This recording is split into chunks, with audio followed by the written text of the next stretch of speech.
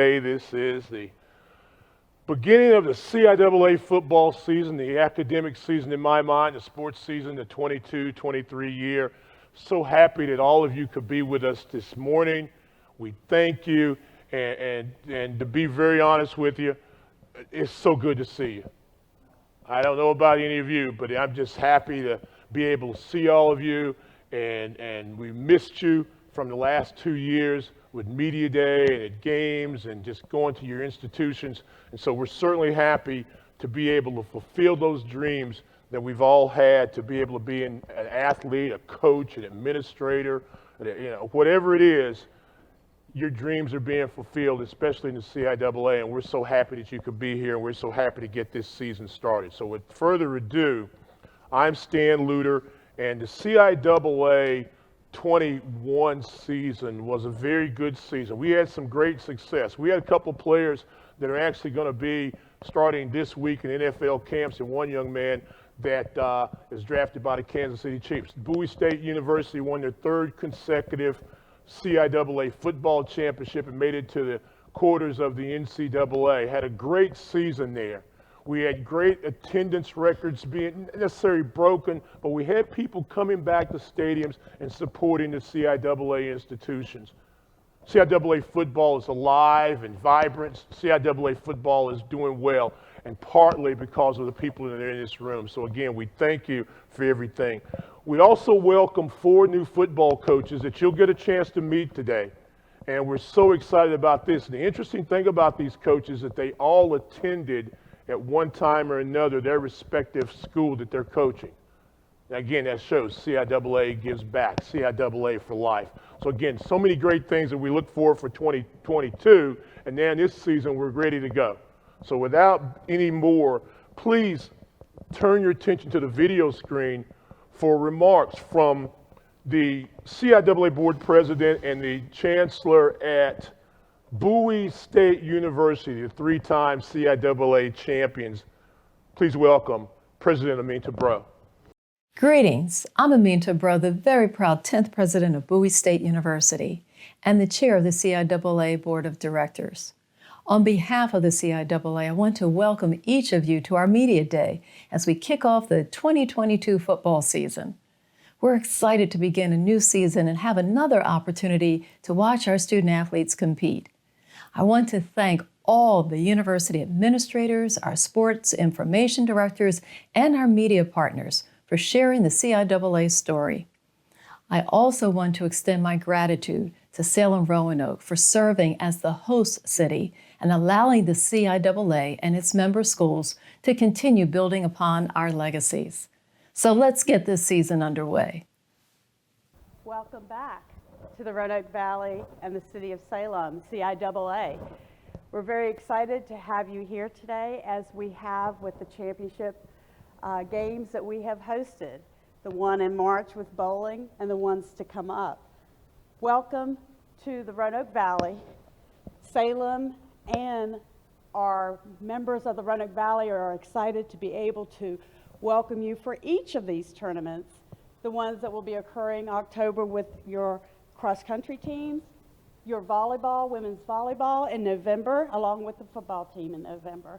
So we're very excited to have you all here today. Thank you very much. Mayor, I have to agree with you 100%. What a great day to be here in Roanoke and Salem and celebrating the CIAA football championship that's coming in. I will tell you, first of all, it's great to see everybody smiling. No mask, you know. Yeah. Isn't that great?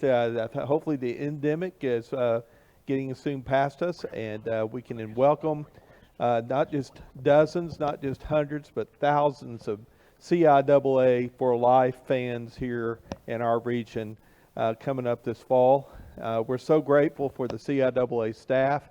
They're so great to work with, especially Breon and everybody that we get to interact with. And we just think this is going to be a successful season just all around. And hopefully I'm going to be in charge of the weather that day, and it's going to be absolutely beautiful. Might be a little bit chilly, but it's still going to be a great day. And so we just encourage all of you all to show up and bring your friends and your relatives with you. but just get them to stay in a hotel room if you would, please. That would be great. Thank you both. We promised we weren't going to talk to you for a second, but I want to ask you or make a comment to you. First, Mayor, it's always been so great to come here to the Valley. Everybody's been so hospitable. Let me ask you this. What does the CIAA's involvement with your community bring to it and vice versa? Well, there's so much that the CIAA does to actually contribute to the community. The youth clinic that we had yesterday with the football coaches and the players and the staff members that were able to be here, phenomenal. Those young people, I walked in grinning and I left smiling and grinning. To be able to share your skills, to work with our young people, to encourage them to pursue their education. I was in a meeting that we had last year when we were over at the Salem Civic Center, and your young men spoke to the different elementary school students, and the questions that they asked were so neat, but your young men that answered those questions, they were, I said to someone, they were so poised and they were so on point, encouraging them. Education is the most important thing. Football will come after that, but you have to get your education. And just what they have shared with our young people in the community is just unmatchable. There's nothing that can compare to it. That clinic yesterday, I know that the field out there was very, very hot, but those young people and the coaches that gave that energy, because I'd look around, I'd see coaches encouraging them to do things, and the young people they were reacting, and they were loving every minute of it. So it'll be something they'll remember for the rest of their lives. Well, certainly very happy to be a part of that and do that. Landon, for you, you talked about the weather. It's always beautiful during football championship time. What does the CIAA, what's the value, similar to what we said, what's the value of coming to the Blue Ridge area? And what can our fans take away from that? And how can you guys continue to talk about the CIAA after we're gone from the championship weekends? I've learned so much about the CIAA since we've been blessed to have the championships that we've had here. And I will say that I have to give a lot of accolades to Mayor Sherman Lee, Yes. who's with the city of Roanoke. Unfortunately, he couldn't be here today, but talking about CIAA for life, Sherman Lee, he's amazing. And one of the things that he and I have had many conversations about is that it's about the student athlete, and it's about their future and creating a fabulous experience for them. And I love the interactions that we have with the players in particular, but especially when we host lunches. And I mean, they're professional, they're young, they're smart, and it's just great to have them here. And then to think about the future and the fact that they get to interact with other students, maybe in junior high and high school, and keeping the CIAA dream alive, and getting more and more of those students to go to these universities and colleges is so critical that we support that effort. Well, we thank you again for all your hospitality, your facilities, the love that you continue to show all of our events, our student athletes, and our administrators. So again, thank you. One person we cannot forget to mention is Kerry Harvey-Cutter.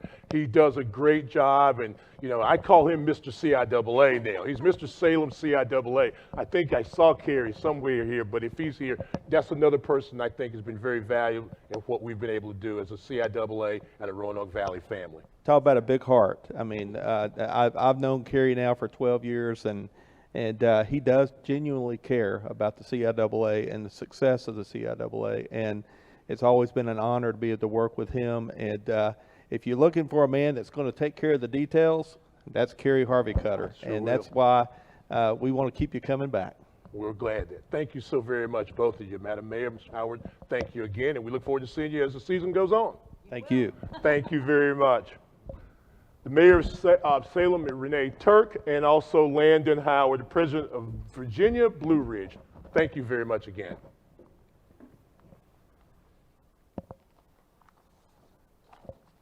Having done that, now it's time for us to get to some of the nitty-gritty, some of the reasons you came this afternoon, this morning, the predicted CIAA order of finish. We're going to do this a couple of ways. First of all, we're going to go in ascending order, 12 to 1. Then we're going to break it down by divisions, and you can simply see on the board there. St. Augustine's, the Mighty Falcons, preseason predicted number 11 in a tie with Livingstone. Lincoln followed at number 10. Johnson C. Smith with a new head football coach in Maurice Flowers at preseason number 9. Elizabeth City State with new coach Marcus Hilliard, preseason number 8. Winston-Salem State, the Mighty Rams, at number 7. At number 6 in the CIAA, Virginia State and head coach Henry Frazier, someone that's not new to CIAA football. Chowan's at number 5. Shaw, preseason pick number 4. Virginia Union, preseason pick number 3. Fayetteville State, preseason pick number 2. And the preseason pick to win the CIAA for an unprecedented 4th CIAA championship, Kyle Jackson, the new coach there, and Bowie State University. Now, as it breaks down by divisions, it goes a little bit like this. In the CIAA North, preseason pick number 6 is Lincoln. Number 5, Elizabeth City State. Preseason pick 4, Virginia State. Number 3, Chowan. Preseason pick 2, Virginia Union. And preseason pick number 1 in the CIAA North, the Bulldogs of Bowie State. If you look in the South, it's real simple. A tie at number 5, St. Augustine's in Livingstone. Number 4, Johnson C. Smith. Preseason pick number 3, Winston-Salem State. At number 2, the Bears of Shaw University. And the preseason pick to make it another battle of North and South, Fayetteville State. Those are our preseason picks, predicted order, and we'll find out in a few weeks and months how accurate everybody is about that. Now, for your 2022 CIAA offensive preseason all-conference team. And it goes a little bit like this. Tight end, Jeremiah Smith from Chowan. The offensive line, Tyrese Bobbitt from Shaw. Quentin Bobo, Bowie State. David Keck from Chowan. Mark Murphy, Bowie State. And Tavius Zachary from Shaw University. The wide receivers from Chowan University, a long line of great outstanding wide receivers in their history. Lawrence King. From Johnson C. Smith, Reggie Bryant. The quarterback, and we'll hear from him later this afternoon, Kyrie Lane from Fayetteville State. The running backs, 2 outstanding young backs. Jada Byers from Virginia Union, who was the CIAA Rookie of the Year in offense, and Sidney Gibbs. The kick returner, Zion Riddick from Elizabeth City, and Elton Andrew from Fayetteville State is your kicker. Now for your CIAA All-Conference team on the defensive side. The defensive line goes Isaac Anderson from Chowan University. Joshua Pryor, and you'll hear from him today as well, from Bowie State. Devin Cowan from Fayetteville State. Amani Burden from Virginia Union. The linebackers, and an outstanding group of linebackers. Tayshawn Taylor, Winston-Salem State. Zion Johnson from Virginia State. Wante Majette from Elizabeth City State. The defensive backs, Brandon Barnes-Brown, Fayetteville State. Ronte Dunbar from Lincoln. Elijah Banks from Winston-Salem State. Simeon Burns from Chowan. Your punt returner, Darius Bowman, Fayetteville State University. And Akil Lode, the punter from Lincoln. Your preseason all-conference team, your preseason predicted order of finish. My last little bit of business is, you're hearing about these great players. You want to see them. Got a great CIAA television schedule that will break out on October 15th with Lincoln at Elizabeth City, followed by Fayetteville State and Johnson C. Smith on the 22nd of October. On the 29th, Johnson C. Smith versus Winston-Salem, and on November 5th, the battle for the Acorn, Raleigh, North Carolina. St. Augustine's takes on Shaw. The CIAA championship will be right back here November 12th for the championship. You can also follow CIAA football with PRC Communications and also on the HBCU Go. So a lot of ways to watch these young student athletes hit the field and have some success and hopefully return here in November for the championship. With all those things out of the way now, it's time to get down to a little bit of business. It's nitty-gritty time. An opportunity to hear from the student athletes as well as the head coach of the 12 respective institutions. We'll start first with the Falcons of St. Augustine's University. Last year, they were 1-8 overall and 1-6 in conference play, led by new head coach and also director of athletics, Mr. David Bowser. Coach Bowser is being joined by Marcus Davis, and if the Mighty Falcons would come up to the front. So many things, so little time, we're going to go right to it. First full season on the field last year. You brought in a lot of kids. You took some bumps and bruises. A team that did not score a lot of points. Number 10 in offense last year, and total offense wasn't great either. But you saw some bright spots offensively. How does this team get better from last year to this year? Well, the first thing is that last year when we got together on August 1st when we reported to camp, that was the first time we were together as a team. COVID pretty much had slowed us down for a year and a half. So we went through the season and we began to get better. We saw that by the end of the season. But spring practice, which was one of those things that we really needed to be able to do, and winter workouts helped us get better. So it carried into the summer. Marcus can talk on this. I think the guys began to get closer because they knew each other better, and we got a young core, but we got a good set of veterans in Marcus and some of the other guys, Thomas Washington. So we felt like this gave us an opportunity to finally gel. That's a great segue, Marcus. Again, last year, 28 tackles, 3 sacks, had a huge game against Fayetteville State. You're coming back as one of the leaders. What from last year were you able to take over and make this season a better year? Honestly, it's the attitude change. We know we're young, but we're not using that as an excuse. So we're kind of, and it's this thing that we kind of adopted over the spring. It's called Embrace the Hate. It's something I learned during a leadership conference, actually with the CIAA earlier this year. And honestly, we're just kind of pretty much embracing what we don't like. Let's take it in. Okay, it's not going to change. Let's focus on what we can change. So it's an attitude change, and it's an overall just, we don't want to feel like that again. So we're going to do what we got to do so we don't have to feel like that again. With all the newness that you guys had, you weren't together for about a year and a half. You've had a whole lot of new faces. Now you've got a core of guys that you know you can look in their eyes and say, okay, we're in this together. Where does your leadership role take hold? I understand that, I have a year or two left, so I'm just trying to pretty much portray my knowledge onto the younger guys and be that veteran player that can kind of help them out. It's the little things. It's some things that they don't see that that sometimes coach doesn't see that I'll see. So with me, just kind of my knowledge and my years of playing through college ball, just kind of passing that knowledge on and trying to instill an attitude of, yeah, we can win. We can do this. We can do this. We don't have to listen to everything outside. We can make our own history. So that's the thing I'm trying to establish. So there's a lot of excitement on Oakwood Avenue. A whole lot, yes, sir. A lot of excitement. Yes, sir. Coach, tell me about, you mentioned a few guys. We've got Marcus here. DeAndre Proctor, is he back? I have to ask everybody this. It's not like we hadn't done our homework, but with transfers and people coming in and whatnot, you don't know who's on the roster till, that first weekend in September. So anyway, DeAndre Proctor, outstanding two-way player for you last season, was a quarterback at some time, also a wide receiver. Lee Sales, a linebacker return. Talk about those guys and some other guys we can keep our eyes on this season. Well, I think the biggest thing is when you're looking at a young man like DeAndre Parker, he brings to the team on the offensive side of the ball an explosive player. And we're excited about what he's going to be able to do.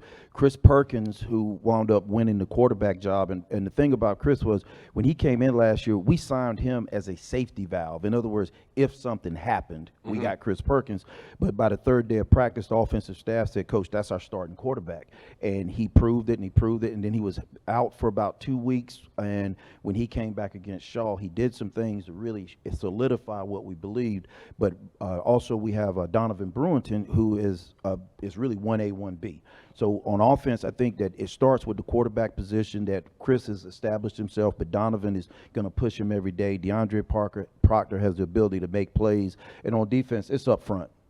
Marcus, Thomas Washington, those guys really established a lot of things because they come in with the experience that we need. And then on the backside, Jerron Hinton has a lot of potential on the flip side of just once everything begins to gel and we go through the spring and then we go into fall camp, people are going to see that we have some young talent that, as Marcus said, they're not using it as an excuse, but at the end of the day, there's nothing that replaces game experience. And with them getting that last year and having some of the feelings that we had after games, I can tell these guys really want to step it up a notch, and that's what I'm proud of them about. How important was it to win that last game, especially that game against your rival, Shaw University? How much momentum did that carry over to winter workouts and now to where we are today? Oh, it was immense, and I'll let Marcus speak on that. But the one thing we always talked about was everybody wants to go on a win streak. But how do you start a win streak? You got to win the first one. Yeah. And so when you look at going into the offseason, we're one of few teams in this conference that can say they won their last game. So that's the mindset that we take. Everything turns it into a positive. We tell ourselves we don't have to do anything. We're blessed. We get the opportunity to do things. Yeah. So when kids look at it from they're getting to play football, you're getting an education. When you're looking at it that way, your whole perspective change. And that's what's made the program better. That's what made this possibilities and the visions that we have for St. Augustine's on 1315 Avenue grow. Quick question again before we let you go, and this is something that again. So you're cool, and you talked about the leadership. I heard you. I know what you're doing, but you're also the SAC president at St. Augustine's University. So how are you able to balance being the president, representing the student athletes of St. Augustine's University, football, and also carrying a very high GPA? First things first is time management and prioritizing. You have to understand what your goal is, what your end goal is, not 5 years from now, but 30 years from now. So I'm starting now building that foundation and prioritizing in time management, and then we're moving on up from there. So really just having all these leadership roles is teaching me how to balance life when I'm, somewhere up 20 years down the road. What's your major? I'm a business major. So you my master's will be in public administration. You got 2 more years or yes, one sir. more year? 2. 2. Coach said, as long as you keep playing and doing what you're doing, making tackles, you got 2 more years, right? And already has his bachelor's degree. Really? Yes, so I just graduated this past April. Congratulations. What was that fancy word? You graduated something? Oh, summa cum laude. Yeah, that's that word. Yeah, he had to tell me what it meant. And, of course, some of us up here graduated. Thank you, Lord. Yeah, we know. Or maybe Lord. Or in some people's case, questionably Lord. Well, somebody said I have an honorary bachelor's. Honorary, yeah, I understand. Before you go, you mentioned this. Open the season this year at Tusculum. Then you've got Livingstone, a game you didn't play last year. That was the one COVID break you had. And then didn't think you'd ever get the season started, did you? And then you've got Virginia State, Bowie State. So September is very interesting in a lot of ways for you. I'd like to hear both of your guys' thoughts on the upcoming, the early schedule, and then the season in general. Coach, we'll start with you. Well, I just think that everybody needs to understand that our conference is a great football conference. So the preparation for having to play Virginia State, Bowie, and VU is just immense. But we've got to get focused on representing the conference well against Tusculum and Limestone. So our number one priority is to establish what's already known. CIAA plays great football. And then the next thing is to get into those crossover games and do well against 3 teams that are well respected and have won championships and are proven. So it's a gauge to me to show where our program's moving to. Excited about the upcoming season. Marcus? So September to me just time to compete. It's trying to go work. It's trying to go prove ourselves. It's trying to go put SIU on the map. So that's all I see September as. It's time to go work. You know what? I really have enjoyed watching you guys. You remember I came to that 6:30 practice. I was at that 6:30 a.m. practice that day. I just want you to don't forget that. Continued success. You're doing a great thing in the classroom. You're doing great things on the field, and I love you for it. So I appreciate everything you do. Coach Bowser, after that first year you got through it, everything is better. Coach told me, he said, this will be the last year we ever go first at this. So I said, okay, fine. Hey, I'm just up here just doing what God do. Gentlemen, thank you so very much. Say hello to everybody for me at St. Augustine's. If you'd like to talk to Marcus and Coach a little bit more or look out, set those interviews up. The CIAA SID of the year, Mr. Anthony Jeffries. Yes, sir. Where's Anthony? Right there. Yes, sir. Anthony. See Anthony as he escorts these gentlemen out, and they can set up other interviews. Thank you very much. The Mighty Falcons of St. Augustine's University. Thank you, guys. I chose the School of Science, Mathematics, and Public Health at St. Augustine's University because I wanted to be in a small environment where I can interact with my professors and strengthen my knowledge to prepare myself for medical school. The School of Science, Mathematics, and Public Health is a very interactive and hands-on department. My name is Tanisha Milford. I am a biology major here at St. Augustine's University, and at SAU, I exceed expectations. Next up, the Fighting Blue Bears of Livingstone College. For those of you that don't know, Livingstone and Johnson C. Smith, Biddle at the time, are the first school. Everybody can tell you whatever they want to about HBCU football, but Livingstone College and Johnson C. Smith now were the very first to play HBCU football. Again, a CIAA fact, okay? They were the first. So don't anybody fool you at any other media days, any other football.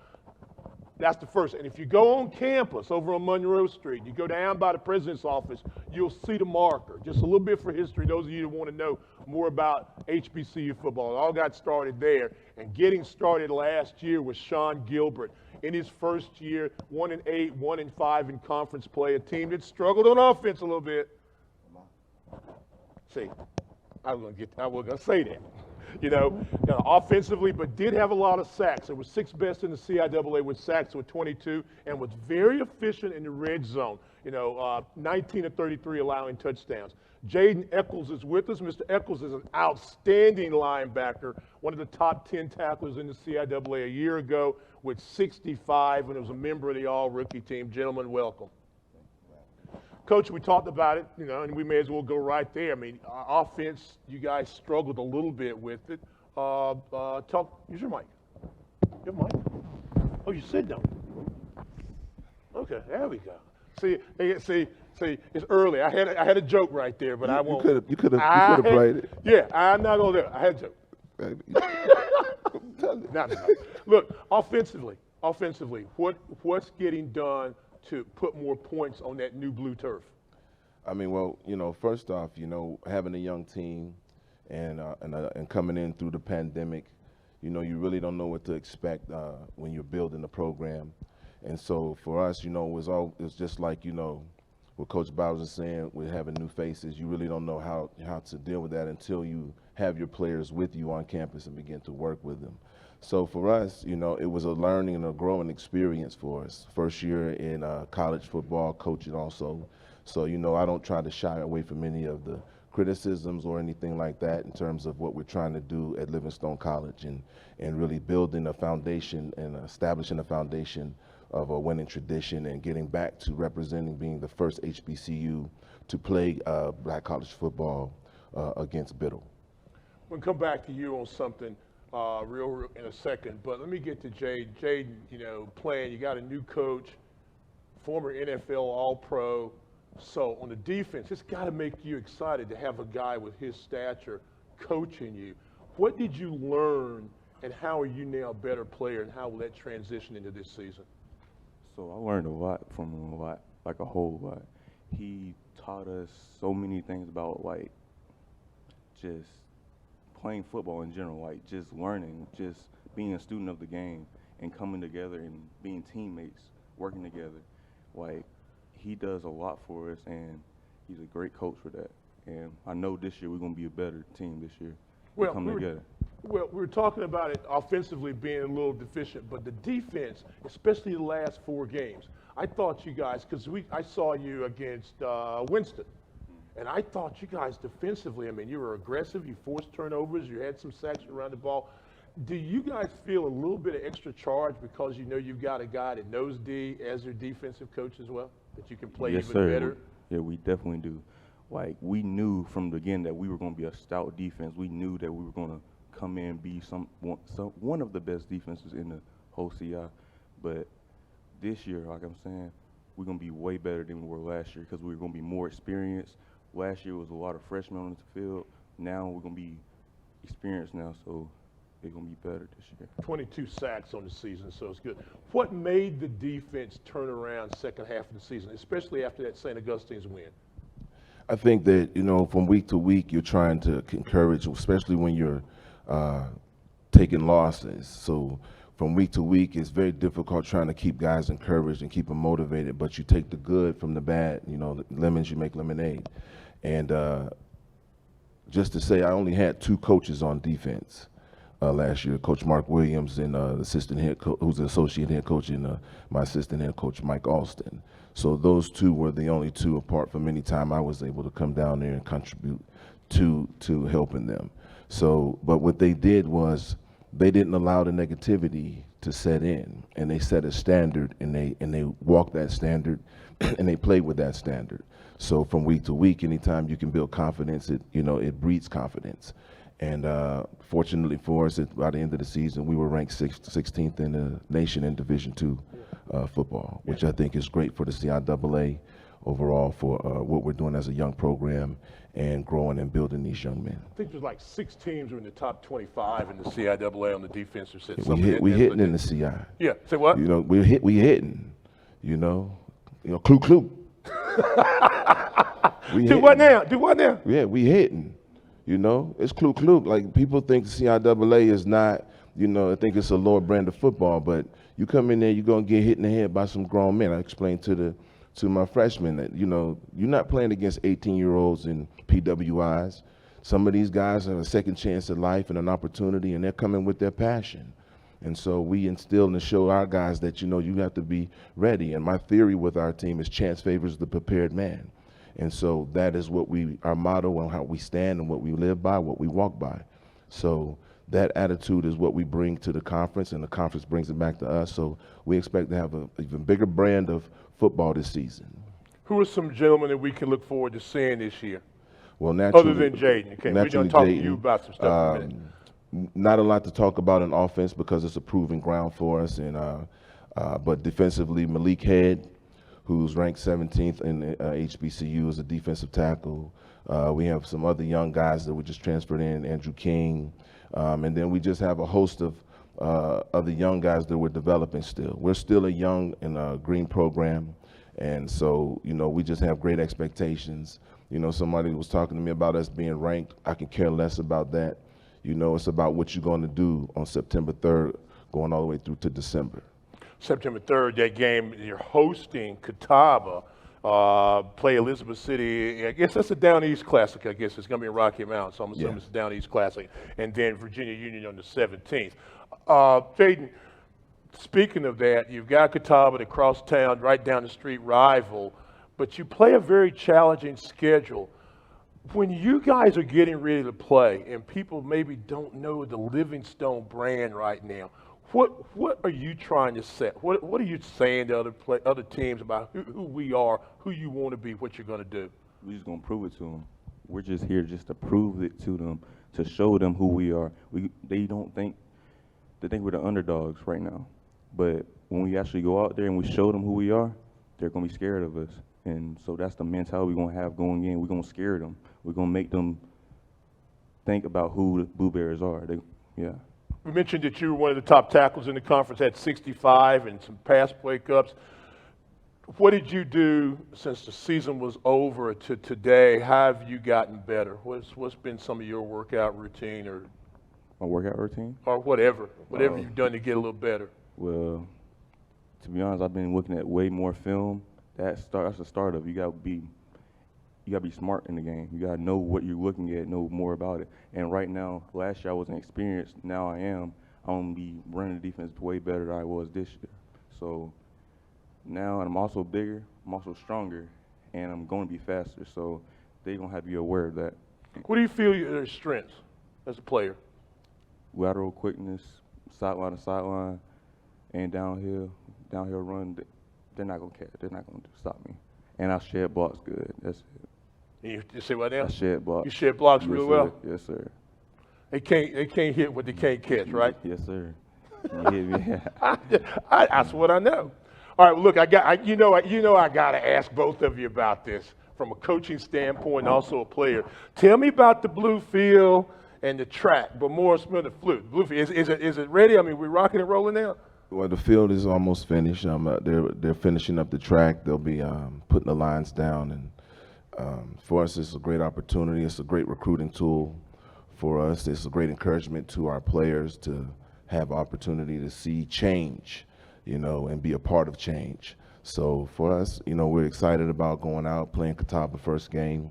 We're not concerned about wins and losses. We're focusing on competition and let the results be what they may. I know you want to make the first tackle from scrimmage. I know. I already know. So what's that first hit going to be like? It's going to be loud. It's going to be loud. That's all I got to say. It's going to be loud. You're going to hear that clunk. Like yeah, I like that. Clunk. Is that? I'm not even going to. Don't play with it. I love you. I love you. Yes. Clunk. I like that. Every game I Livingstone, I want to hear that. I want to hear that. Yeah. Both of you, what do you have to do to get better? What will it take to get Livingstone in the CIAA championship game? I'll start with you, Jaden, and then Coach, you can close that for us. Leadership, that's one thing. We come together as leaders. We show everybody how it is to be a leader, and just gelling together as a team. You need teamwork to be a great team. And so I feel like once we get our team together and we start thriving together, we start playing together, doing everything together, we're going to come out, we can win the champ. What's your major? Math education. Math. He's a 4.0 student. Say what? He's a 4.0 student. Really? Yes. Congratulations. Thank you. So obviously with math, you know those angles of where running backs are going to be, so it makes it even easier, right? Yes, sir. I like that. How much more eligibility do you have? 3 more years. Yeah, 3 more. So it's a lot left in it. Yes, sir. Looking forward to that. You're doing good things. Coach? I think for us, we just have to be humble, work hard, pay attention to detail, and give ourselves the chance to compete. And so my focus with our incomings and the returners will be mentally getting them prepared. We only have about 3 weeks when they get in, so our task as coaches is going to be pretty big. But, when you're at the bottom and you're fighting from the top, what's too big to take on? Real quick, and I got a minute. What do you think was your biggest takeaway from coming from where you were to having that first year and trying to get the season off the ground, and now, year 2?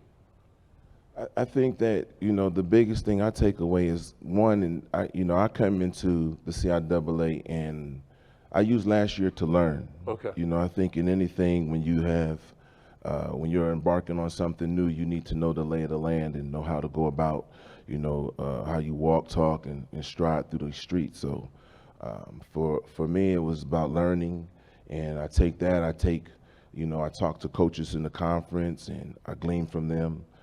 So be a student of the game and go from there. And so I know we'll be a better football team this year. I know we'll be much more competitive this year.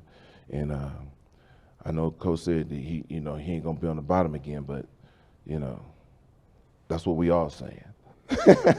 Yeah, this is the talking season. This is the talking season, so it is. You got you on the field. That's right. I tell you what,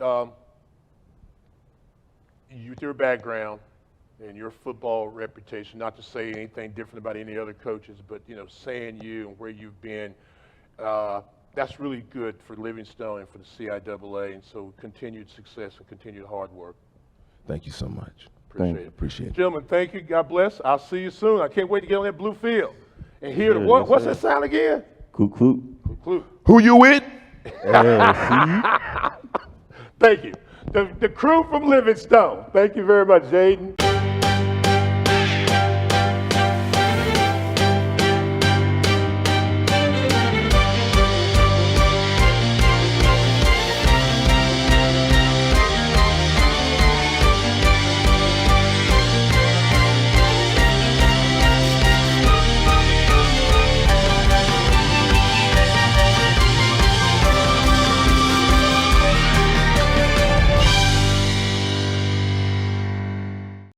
Okay, without further ado, the Lions from Lincoln University, 1-9 last year, 1-6 overall. Head coach Joshua Dean, and he brings with him Eric Best, who was one of those top tacklers on their team and also in the conference with 34 tackles. Had an interception and had a couple of solid ball games, 8 tackles against both Lock Haven as well as against Shaw. So, gentlemen, thank you for being here and welcome. Thank you for having us. We appreciate it. I'm going to start with Eric just because he looks like he's ready to tell me something. Look, man, has it been as good of off season as I've been hearing, that you guys have really been working and ready to prove some points? I do think it's been a good off season, but I think the pivotal part of our off season was just coming together as a team. I don't want to say we were kind of apart as a team, but last year we were somewhat divided. It was more of an offense-defense thing. This year, we became brothers. That was our focal point. Right after the Chowan game, we decided to do more activities together and just become closer as a unit. Good deal. Coach, offensive, as I said to Coach Dean a second ago, and it's got to tell the truth here. Offensive deficiencies, and defense played very hard, but had some games where you gave up some points. But then you found ways, and you had 10 interceptions you forced. So, where do we start on the offense to get more points on the board and hear the Lions roar a little bit in 22? Well, I believe that it started with, from a coaching standpoint, we got to look at ourselves. We got to look at what we're doing to make the information as teachers. At the end of the day, we're teachers, right? We have to make sure that we're judged upon how well our players respond to the teaching, what we're trying to do as far as schematic, what we teach as far as philosophy, the style of play. We made some changes, some difficult changes at the end of the season to bring some new staff members in. And like Eric said, it was more about being better communicators as far as what we want, what we expect from them as players, what they expect from us as coaches and leading. And, as a defensive-minded coach, that's my background. I had to not just be a defensive coach. Coach Turner, Coach McCray done a great job with the defense.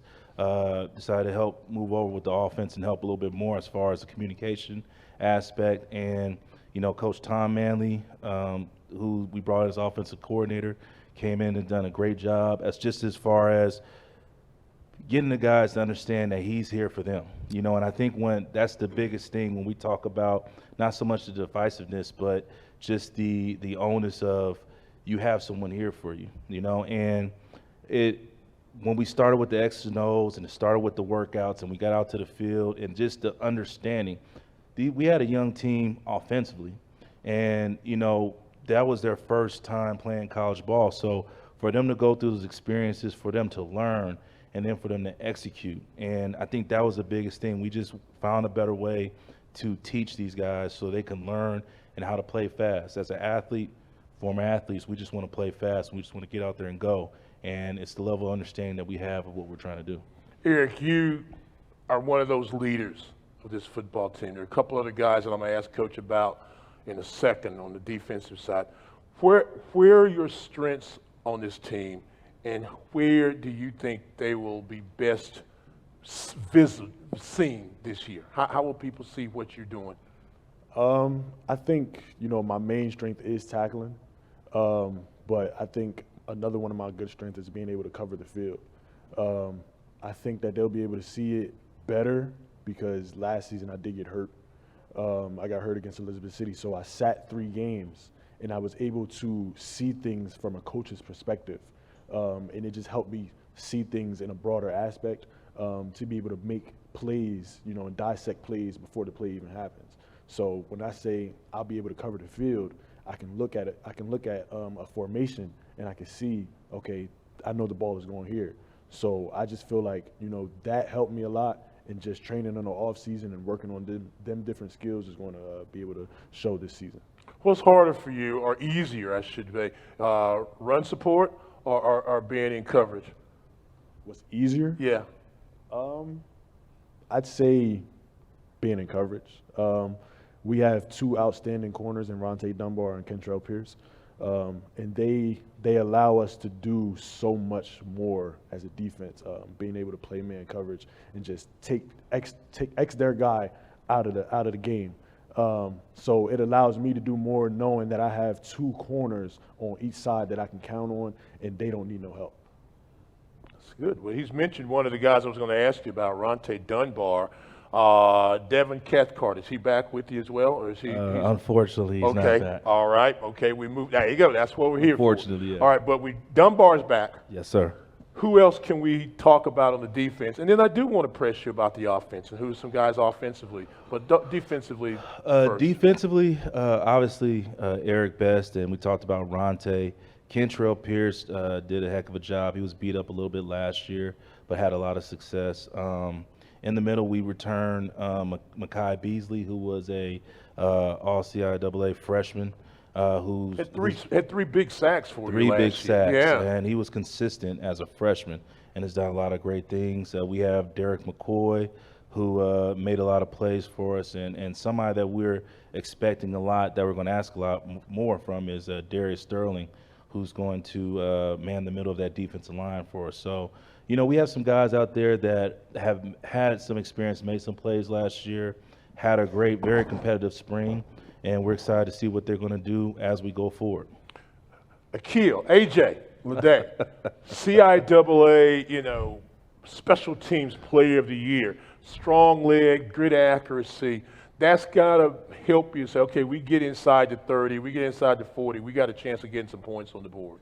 Yeah, I mean, I think that when you look at it, it's complementary, right? Special teams and defense and offense. But I believe that what AJ was able to do as far as to flip the field a lot to help us, I mean, statistics show when we're able to flip the field and the defense was able to start on the opponent's 30, you know, we played good ball, forcing the team have to drive down. And I think that's the one thing that we wanted to clean up with AJ. He was strong. He could kick a deep field goal, but just working on more of his accuracy, and he's been working on that a lot. But the kid has a strong leg. It's definitely a weapon for us. 3 years left of eligibility. Hopefully nobody comes calling anytime soon, because he does do a lot of different camps, and he's getting a lot of exposure for what he's done. But, you know, much like Eric here is a great mentor. We have younger kickers, and he's, you know, we call him de facto coach because he's an older guy, but he has a lot of experience, and, you know, when he's on, he's on. So we're excited about that, and that's a true weapon for us on special teams. Averaged about 43 yards a kick, had 10 kicks, 50 yards or better last season. So, yeah, if he can flip the field, that makes it a lot easier for you on the other side, doesn't it? Yes, it does. Eric, first two schools that have been up here have been schools that, you know, were preseason lower rated. And one of the guys said, you know, you're not going to underestimate us much more. Do you guys look at Lincoln, you know, Lincoln, the furthest school north, nobody knows a lot about you sometimes, that people kind of take you for granted, and so when you hit them in the mouth, it kind of wakes them up? I mean, is that part of your motivation to prove who you are? Well, I would start off by saying preseason rankings are exactly what they are. They're preseason rankings. They're based off of last season. So nobody really knows what anybody's going to do this coming season, and nobody knows what Lincoln has this coming season. Last year, I will say that we did shock a lot of people with our defense, and I think we're going to shock a lot of people overall this year. So you did get, you know, a preseason first place vote, which you know kind of looks a little, you know, different. You know, you got preseason vote there, and you know picked at the bottom. So that's a compliment. I mean, you got something going on up there, right? Yeah, I mean, I always believe it starts with self-belief, right? So, I mean, you know, and it's funny we had this ride because we had a 6-hour drive down here. Yeah. And we had a lot to talk about, from player to coach and administrator. You know, the thing is just self-belief. I mean, if I can't preach these guys to believe in themselves after and how we change the culture. Everybody talk about how are you going to change something that you go that's never had anything. You just got to do it. And if you've never been rich, you never had this, you never had these opportunities, never had success, you have to create it yourself. The only way you can stop a bully is step up to a bully and slap him in his face. And, you know, you have to prepare yourself. I heard Coach talk about preparation. That's all we've done. I mean, spring is huge.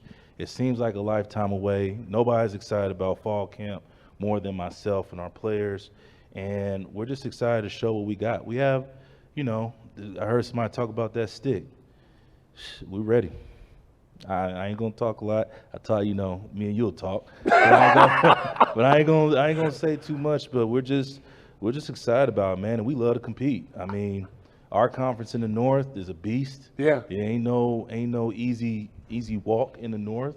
So the schedule's always gonna be what it is. So the only way you're gonna do it is be able to attack it. And this has been one of the first years, probably the year, that I've been at Lincoln where I look at our schedule and I'm excited about it because I know last year we learned to compete. I mean, we didn't win.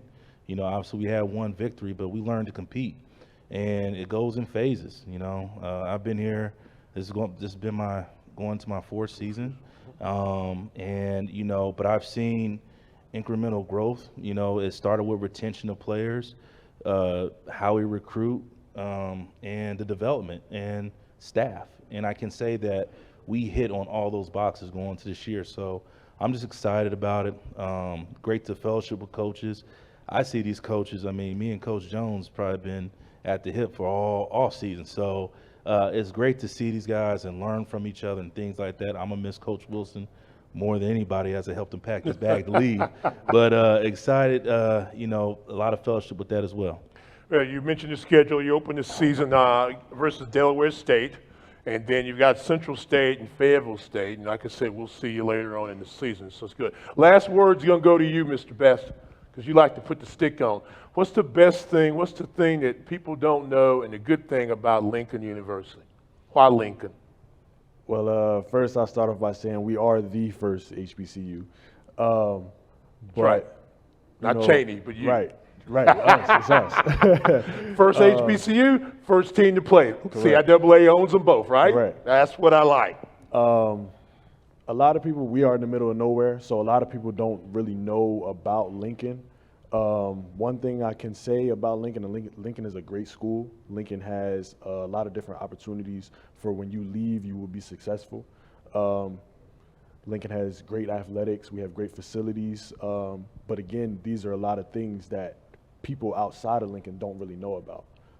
So I just feel like, once we can start to market ourselves a little better, people will be able to see what we have in store at Lincoln. A lot of great history at Lincoln University, isn't it? Yes, sir. A lot of great history. Gentlemen, I know you're going to make some history this year. I look forward to watching you play as always. I appreciate your time. I appreciate your efforts. You're doing a great job in the classroom, I understand. Coach Dean, Josh Dean, we make certain that, I know that's going to be it. I'm not even going to play with that right now. I got you. You know. Yeah, I know you. But thank you very much. Say hello to everybody up there in Pennsylvania for us, and we look forward to seeing them. Congratulations on a great season last year and the other sports, and we look forward to following you this year in football. Definitely appreciate you. Thank you, gentlemen. This is Lincoln University, the nation's first degree-granting historically black college and university. Lincoln educates and empowers students to lead their communities and change the world. We invite you to come tour the campus today. Arrange your tour at lincoln.edu.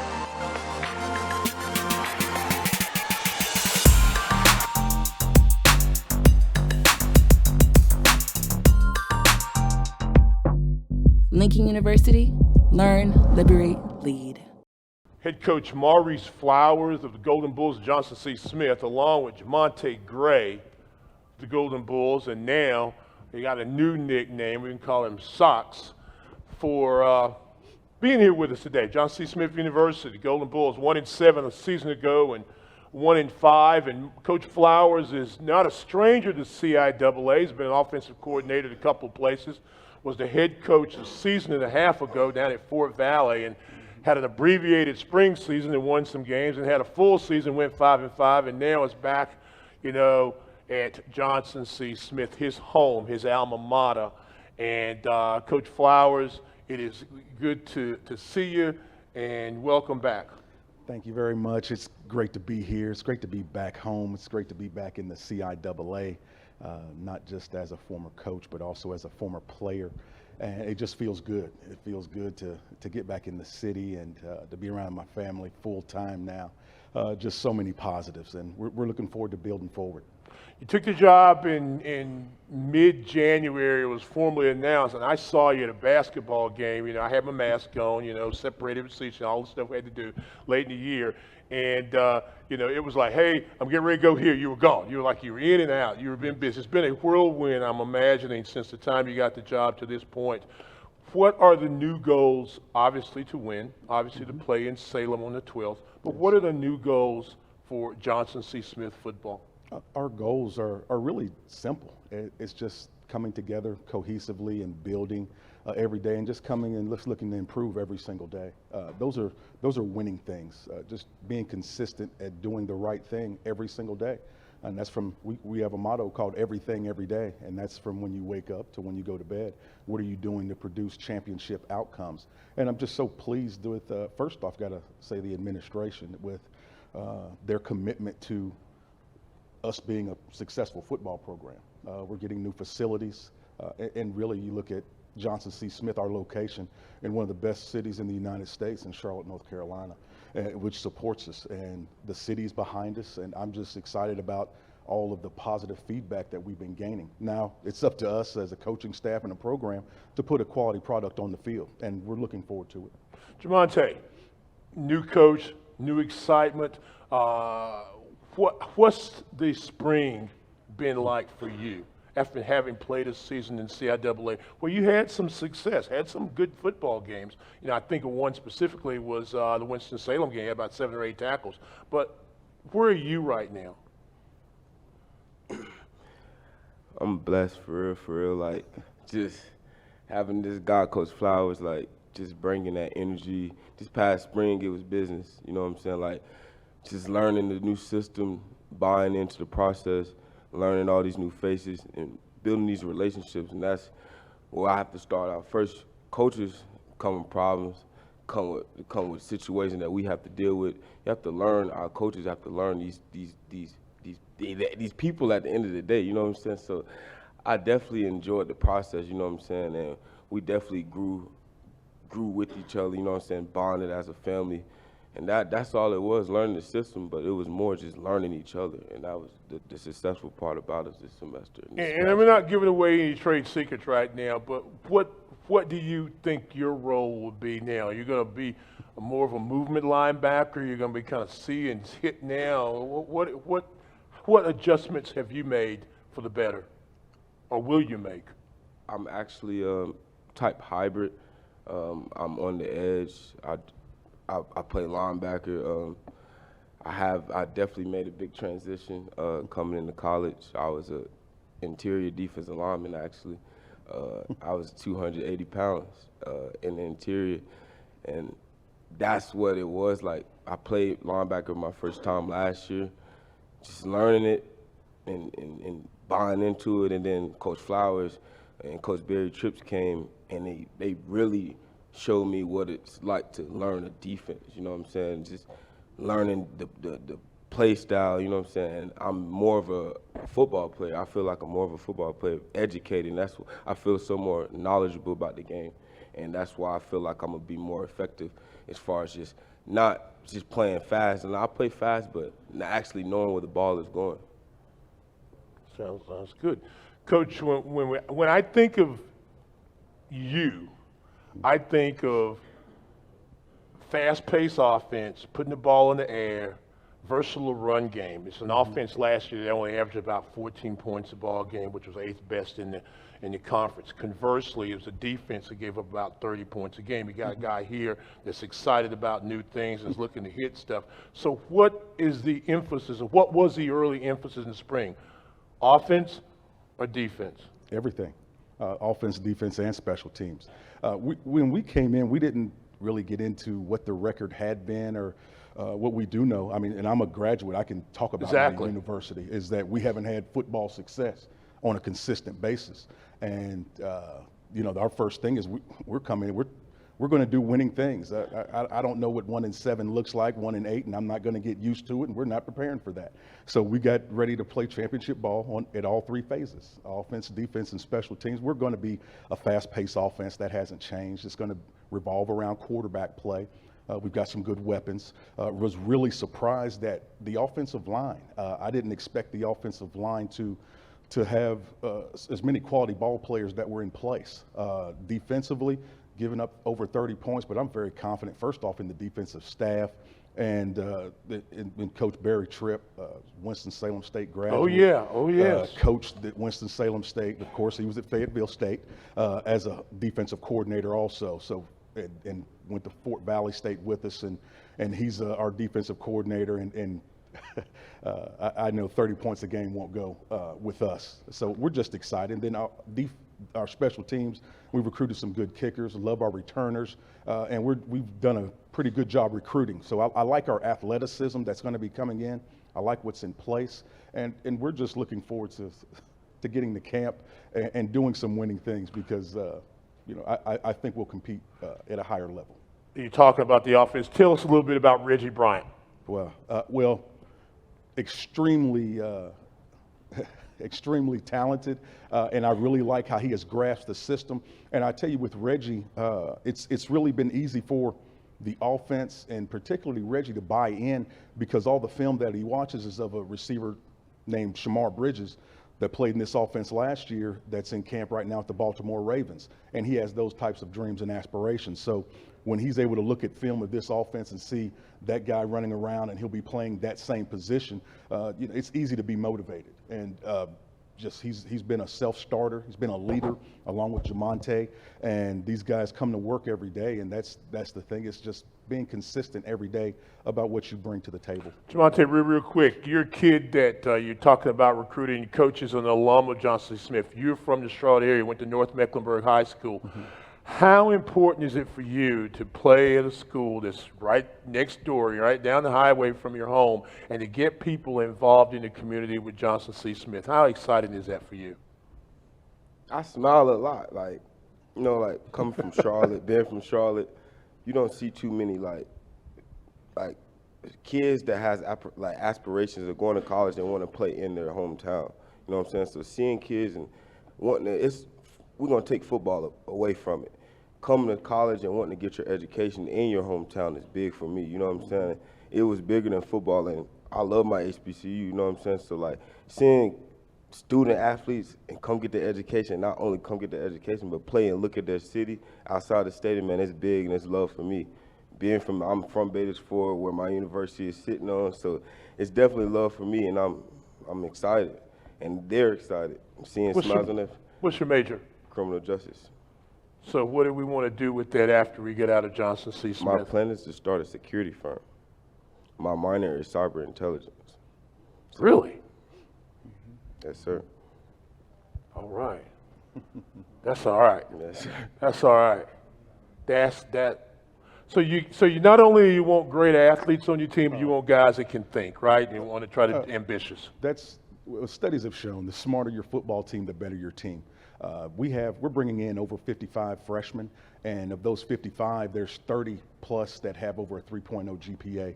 So we're not just recruiting good football players, we're recruiting good student athletes, and that's really where it starts for us. When you have a smarter football team, they can retain more information, they can do more, and so that's been our focus, and it's just been a pleasure. I mean, we have mandatory study hall, just different things where we're interacting and just making sure that education is first, because football really, if you've got to want to, that's going to be the easy part, but it's the other things that come with time management and handling your academics and tutoring and still having a personal life in college. And you mentioned Johnson C. Smith and Charlotte and being excited about it.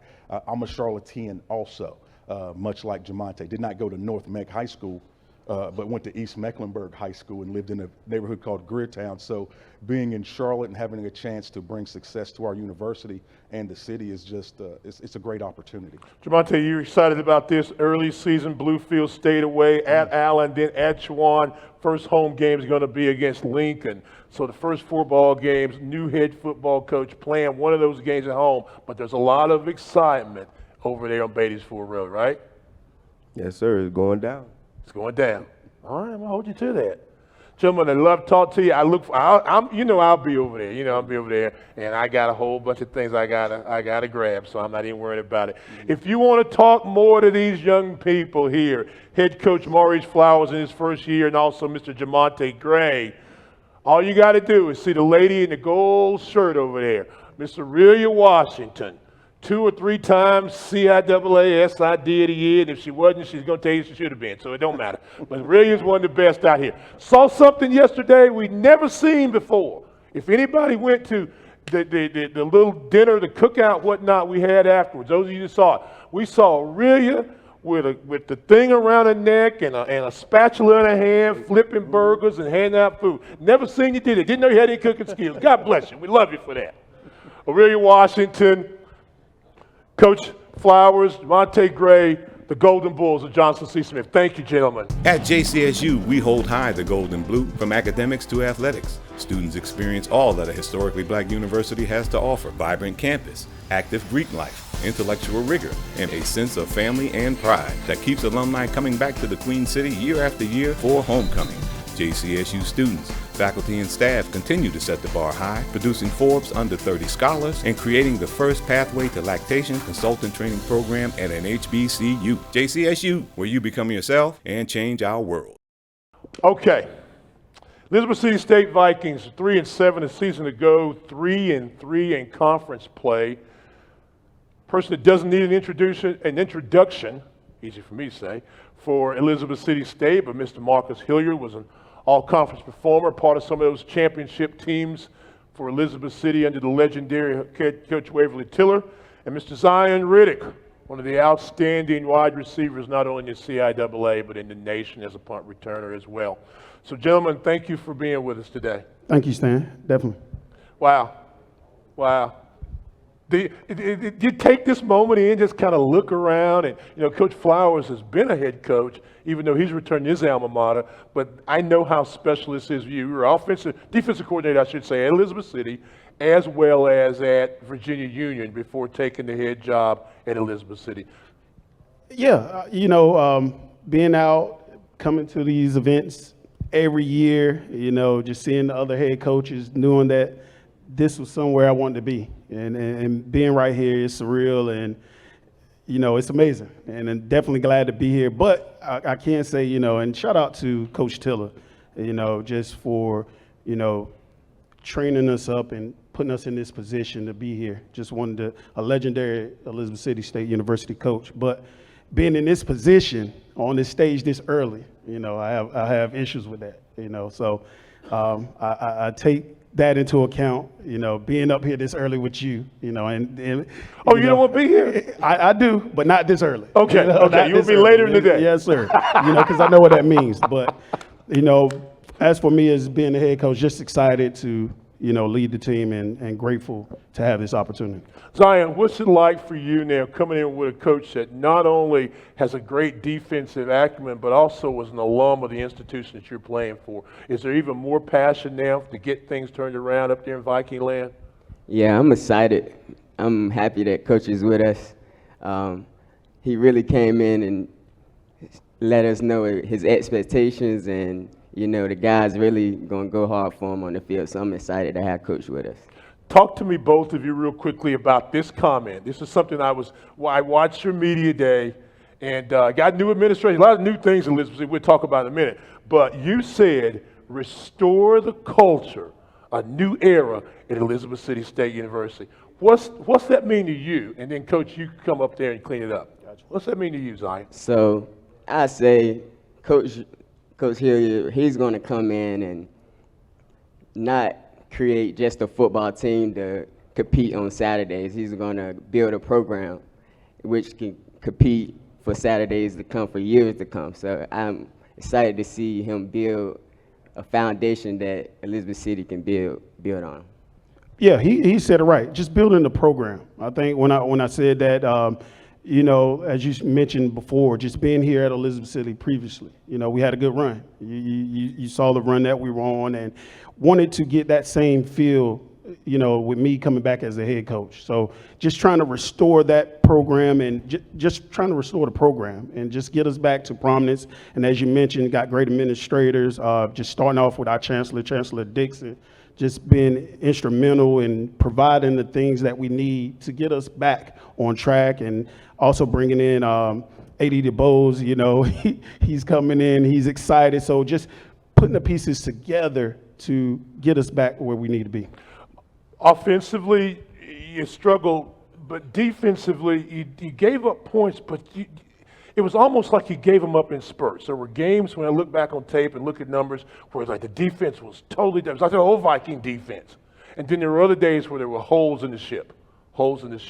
So coming in now, what was the first thing, among other things, that you had to try to fix? Getting some consistency, just like you said.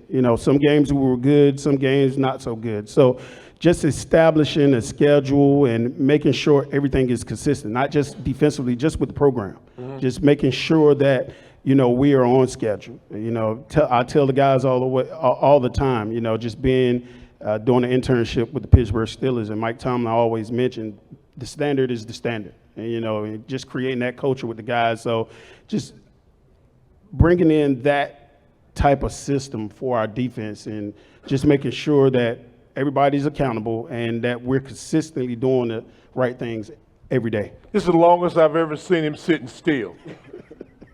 Every time he's just moving, he's fast, and it grease lightning, number 23. I like that. You got the number in front of you so people see what's coming at you. Then you're gone by. But one of the best kick returners in the conference and in the nation last year had that big 80-yard return against Chowan, but also an outstanding wide receiver of over 40 catches and 5 touchdowns, 6 touchdowns actually. What do you like best about both of those positions? Kick return, you're out there by yourself. Wide receiver, it's you against a DB.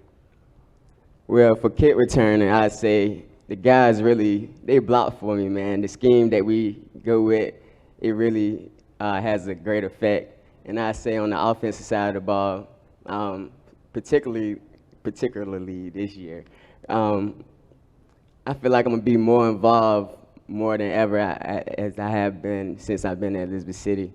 I really think that the scheme is going to work and how I like to play. You don't mind going deep, do you? Nah, I go deep. I just like to get the ball in my hands and make plays. So. Jamonte Majette. Wanye. But Freeman, Saunders, the guys. Who are some other guys that we can expect to see as the year goes on? And I always ask that with kind of a loaded question because we just know so many things are going on right now.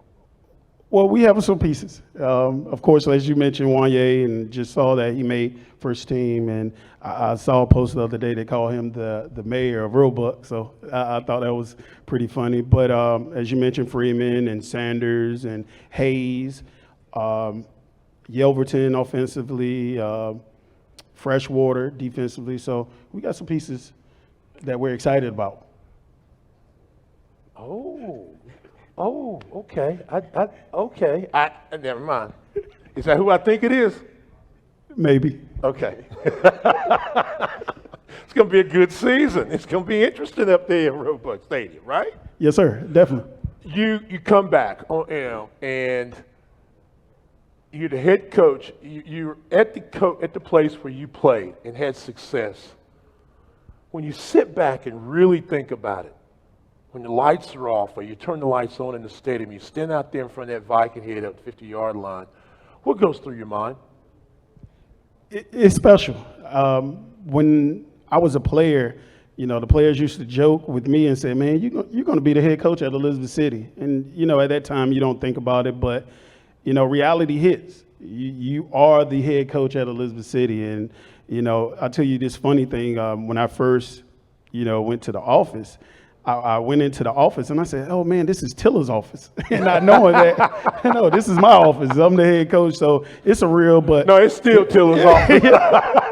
But it's surreal, but, just excited and just overjoyed to be the head coach at Elizabeth City State. There's a great history, Zion, at Elizabeth City State University, not only on the football field, but throughout athletics and the institution.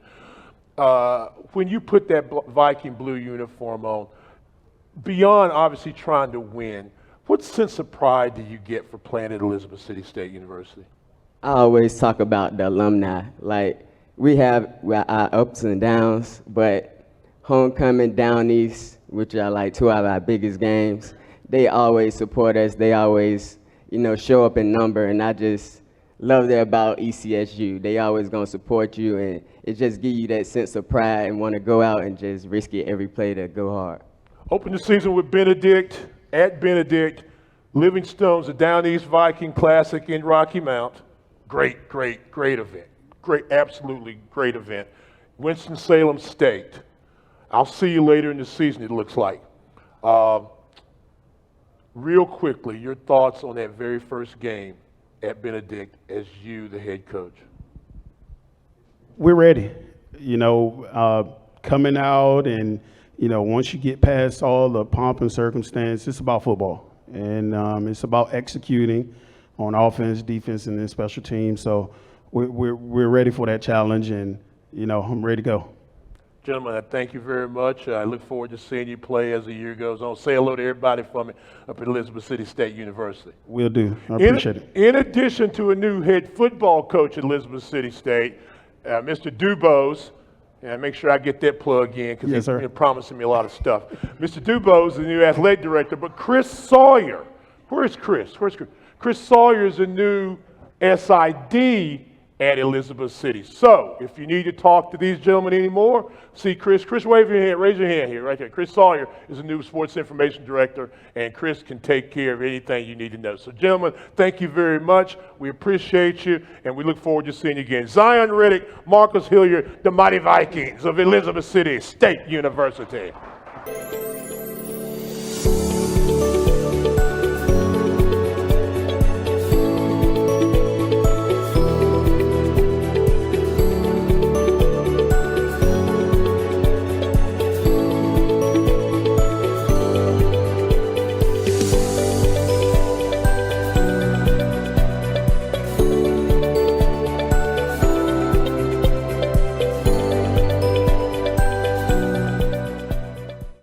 With me today from Winston-Salem State is Mr. Robert Massey, head coach Mr. Massey, and Mr. Kendall Graves, who's been up here on the stage as many years as I have. So, we got people that we know, so this is a good thing. Gentlemen, it's good to see you both.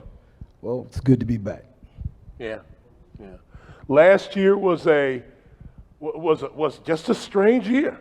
Not only having to fight COVID and all that and trying to get a team on the field, but your team, it was a tale of basically two seasons. An ugly season, a disappointing season, a shocking season, and then a complete turnaround that gives you momentum to start the year. Where are we now at Winston-Salem State? Well, we got a lot of momentum now. We got some additional coaches added to the staff. Obviously, me getting the new deal, that's helped us from a recruiting standpoint. It's put us in position. We'll bring in about 40 freshmen, and we'll bring about 20 transfers. We want to build this program, basically starting over. But at the same time, we're going to compete for a championship every week that we go out to play. We don't want people to think that's not our goal, that's not our plan. So, but because of this new thing called the transfer portal, it's causing a lot of strife at the Division II level in particular, where normally these kids will get scholarships, but because so many schools are going after the transfer guys, they're taking money away from the high school guys. So what we're trying to do is we're going to build this thing through the high school. We're going to obviously have to dibble and dabble a little bit in the portal, but at the end of the day, we want to be 70-30 high school players, and we're going to get them to our campus and develop them from a standpoint of the Winston way, what we want to do from a strength and conditioning standpoint, from an educational standpoint, from a offensive, defense, and special team standpoint. This is our goal. So at October date, when you hit rock bottom, everything is moved back to the top. I guess, speaking of transfer portal, and I try not to touch on that too much because we're more concerned about who's here and not who, but to have a guy like Kendall around, a veteran player that's doing it in the classroom. I think you've already graduated. Yes, sir. It's gotta make you feel good that he decided to stay because he had a chance to go somewhere. So Kendall, what made you decide to stay at Winston-Salem State another year? Because I know there were some opportunities. What made me stay at Winston was really just because I wanted to play for Coach Massey. He's done a lot for me, so I wanted to be able to do as much as I can for him. Also didn't want to have any regrets leaving the field when I know I still have time to play, so I just wanted to make the most of what I got. So. We go back a long way. And you and your brother and your family is outstanding. And I'm not trying to make a joke here, but I think there's something that's important that needs to be said about you guys. And we mentioned there was a very, very disappointing loss. Not going to go into that any other, but it was a situation where there were arrows being thrown every direction imaginable. How did you, as a player, look your teammates in the eye and decide this is it, and we're going to now unify? Because controversy, adversity can build you up or tear you apart. And as a leader, and I saw you after that game, and you had this look about yourself. So take me through that time to get this thing turned around. What you can share, and I'm not trying to put you on the spot, but I think it's very interesting to know as you develop a program, sometimes you got to take some steps backwards to take steps forward. Yes, sir, definitely. For me, I just try to have a short memory. Once the game's over, there's nothing else you can do about it. The clock hits 0. There's no changing it. It is what it is. You got to move on to the next week. That's what I tried to tell everyone else. Of course, you're upset about the loss and whatnot, but you can't linger on it. You just got to keep moving forward. Was this one of those times where you had, as a leader, as a senior leader, had to look in some teammates' eyes and make them make the commitment? Yes, sir, definitely. You definitely have players that look back on the loss and still talking about the loss, but you just gotta get them to snap out of it, keep moving forward. Like I said, is that a motivator now for not only the season but also for life? Yes, sir. Yes, sir. You're always gonna face adversity. It's about what you do with it after. You got punched in the mouth, you got to swing back. So, you guys are ready to swing. Yes, sir. That's the plan. Tell me some of the guys that we can expect to see. I know that Banks and Taylor are going to be leading the defense, and we were talking to Livingstone about how their defense got better the last 4 games. Your defense definitely improved. I think the last 5, after the game in October, I think you guys only gave up like maybe 35, 38 points, something like that. You had 2 shutouts, I know. Right. So take me there. Well, one thing, defensively, we did hone in, and we started giving up an average about 12 points after the game against Chowan, the one that you're referencing. And then offensively, we were able to start scoring an average about 21 to 25 points a game. So we got the program turned around and headed in the right direction. Again, with the guys, we had quite a few guys to graduate, and you got a guy like Kendall who's coming back after he's graduated, like his brother Dom, to want to finish what we plan on doing, and we started, which is trying to be a champion. Our goal is to defend the legacy. This will be our 80th year of football at WSSU. And you can go back as far as Coach Hayes and all the way up to this point, all those coaches have had championships. So we want to defend the legacy by getting back in that position, being in a position to week in and week out compete for a championship. And with that, we brought in some guys. You mentioned Banks, you mentioned Taylor. Taylor's graduated, and he's actually gotten an opportunity in the workplace, so he won't be returning. Oh, it's not? But you know, we still have Kalen Allen coming back, who's a former all-conference linebacker as well. And we're bringing in a few high school guys. I heard somebody just say good, but you know, but again, that's a defensive coach. But again, you know, we got quite a few guys that are coming back, but we're bringing in, like I said, about 40 freshmen and about 25 transfers to get a good mix. And we're going to miss those guys, and we appreciate the things that they've done. But at the end of the day, this is what the transfer portal do for a coach. It has to keep you prepared to continue to say, okay, this guy may get in the portal and leave your program. So we got to sign a kid, be it a high school kid or a transfer. It's harder to recruit these days, isn't it? It has gotten tougher, but because of the transfer portal, it gives us a chance to get back to the grassroots of coaching football. We're getting young men at the high school level. We're getting them bigger, faster, and stronger, and we're teaching them our way, whether it's the Winston-Salem way, the Fayetteville State way, whatever the case may be.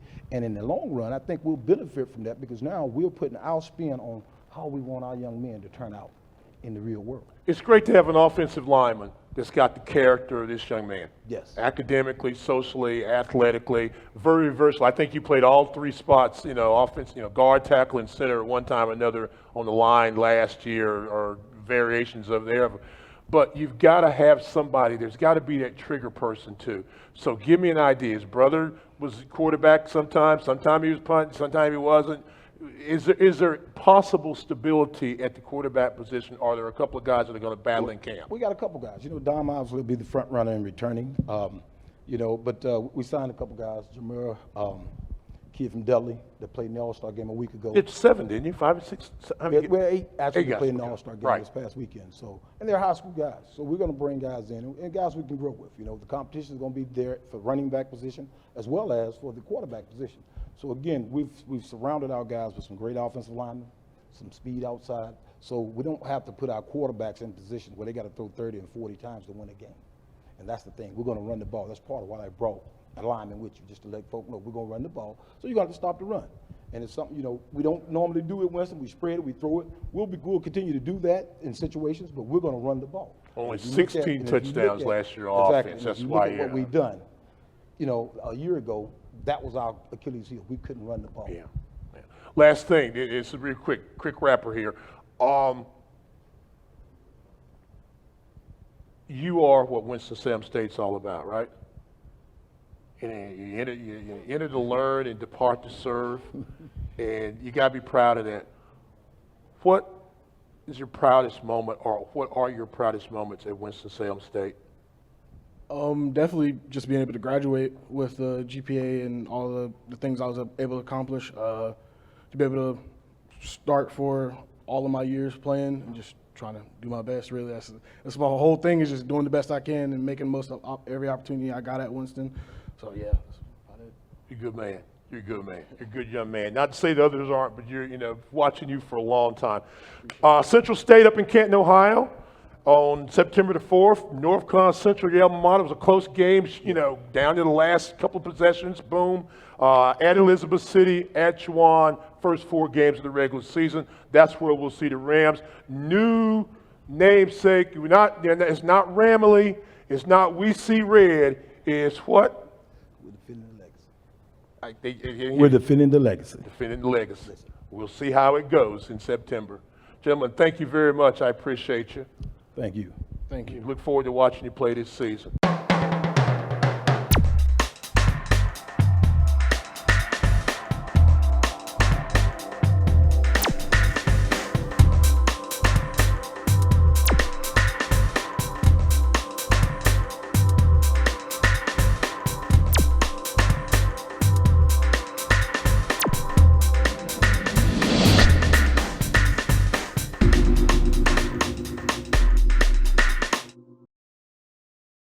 Coach Frazier, welcome. We know your accolades. You played in the conference. You coached in the conference. You got them to a championship at Bowie State back at the turn of the century. Had success at Prairie View, success at North Carolina Central when they were changing over. And now you're at Virginia State. You have turned programs around. How will you do it at Virginia State? Not to say the program was bad, because they had winning seasons the last 7 or 8 years and been in championships and won this.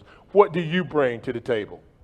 Well, hopefully I will bring consistency. I'll bring consistency, and then, you spoke of all the other places that I've gone that were down, and looking at the infrastructure, looking at what's in place at Virginia State, this is the best situation that I've ever walked into. And I'm extremely excited to lead the Trojans. I'm extremely excited to be back in the CIAA and try to compete for championships. What do we expect to see? We mentioned offensively about 22 points a game, which wasn't bad. When I think of Virginia State the last few years, it's been a really effective, a top-shelf ground game.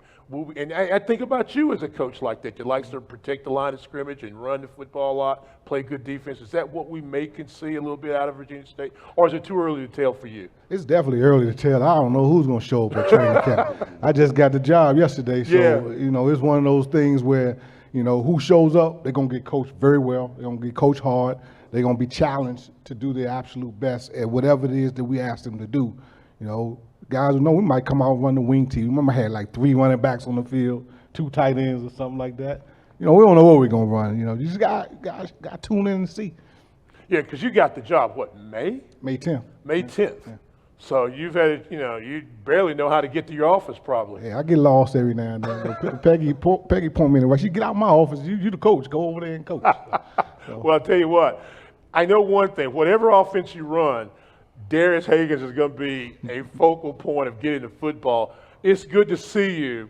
Let me tell you, Coach, in case you hadn't looked at tape on this, and I know you have, and I was doing this research. It was really odd.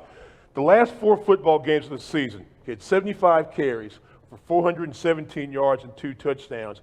He ended the season with 108 carries on 491 and 3. So the last 4 ball games, 199, that was that Bowie game we were talking about, 83, 51, and 84 yards rushing. So you want to get the ball in his hands, I would think. That's why he's sitting next to me. There you go. He's one of the guys that, a 17, 18 season, 19, at Bowie State, we thought he was their best football player. We've always, when we started to prepare for a team, and somehow, some way, he may get a couple of carries here and there and things like that. It was kind of strange to us. But he was one of the first guys that I talked to when I got the job, and told him that, I like to run the football. I like to be very physical at the point of attack. I like to rest my defense so my defense can be aggressive and well rested and make plays for us. So, another guy that graduated and wanted to make sure that he stay and be a part of our program. When you hear those words from your coach, and when you hear the numbers that I threw up those last 4 ball games, how excited are you to start this season? I'm very excited, especially sitting beside Coach. You know, I've already talked to him. He got a game plan. I'm ready for whatever you got for us, and looking forward. I know that all the coaches, OC came in. He been talking to me, so I know that I'm going to be running the ball, and it's going to be a really positive season.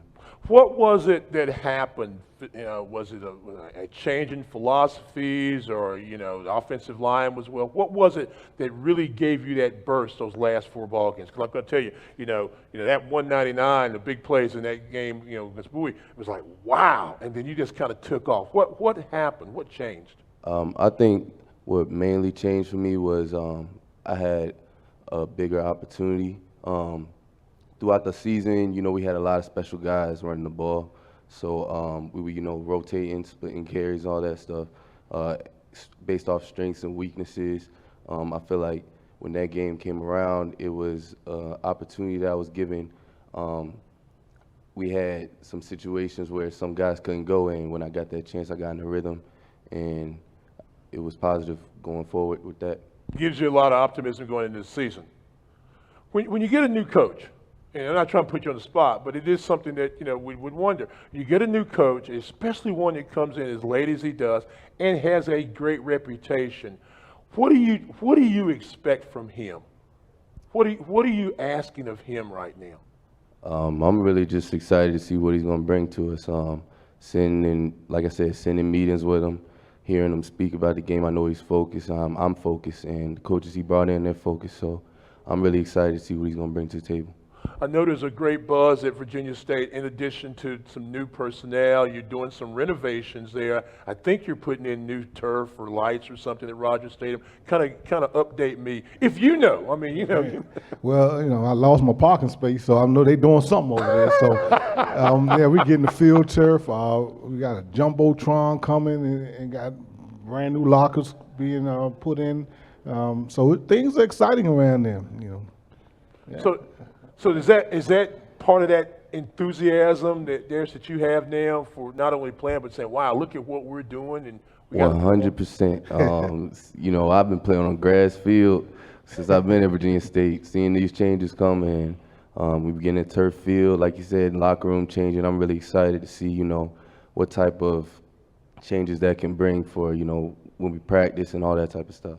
You're from the Chesapeake area, correct? Yes. How far are you from graduating, if you haven't already, and why Virginia State? I've already graduated from Virginia State. I have 2 degrees.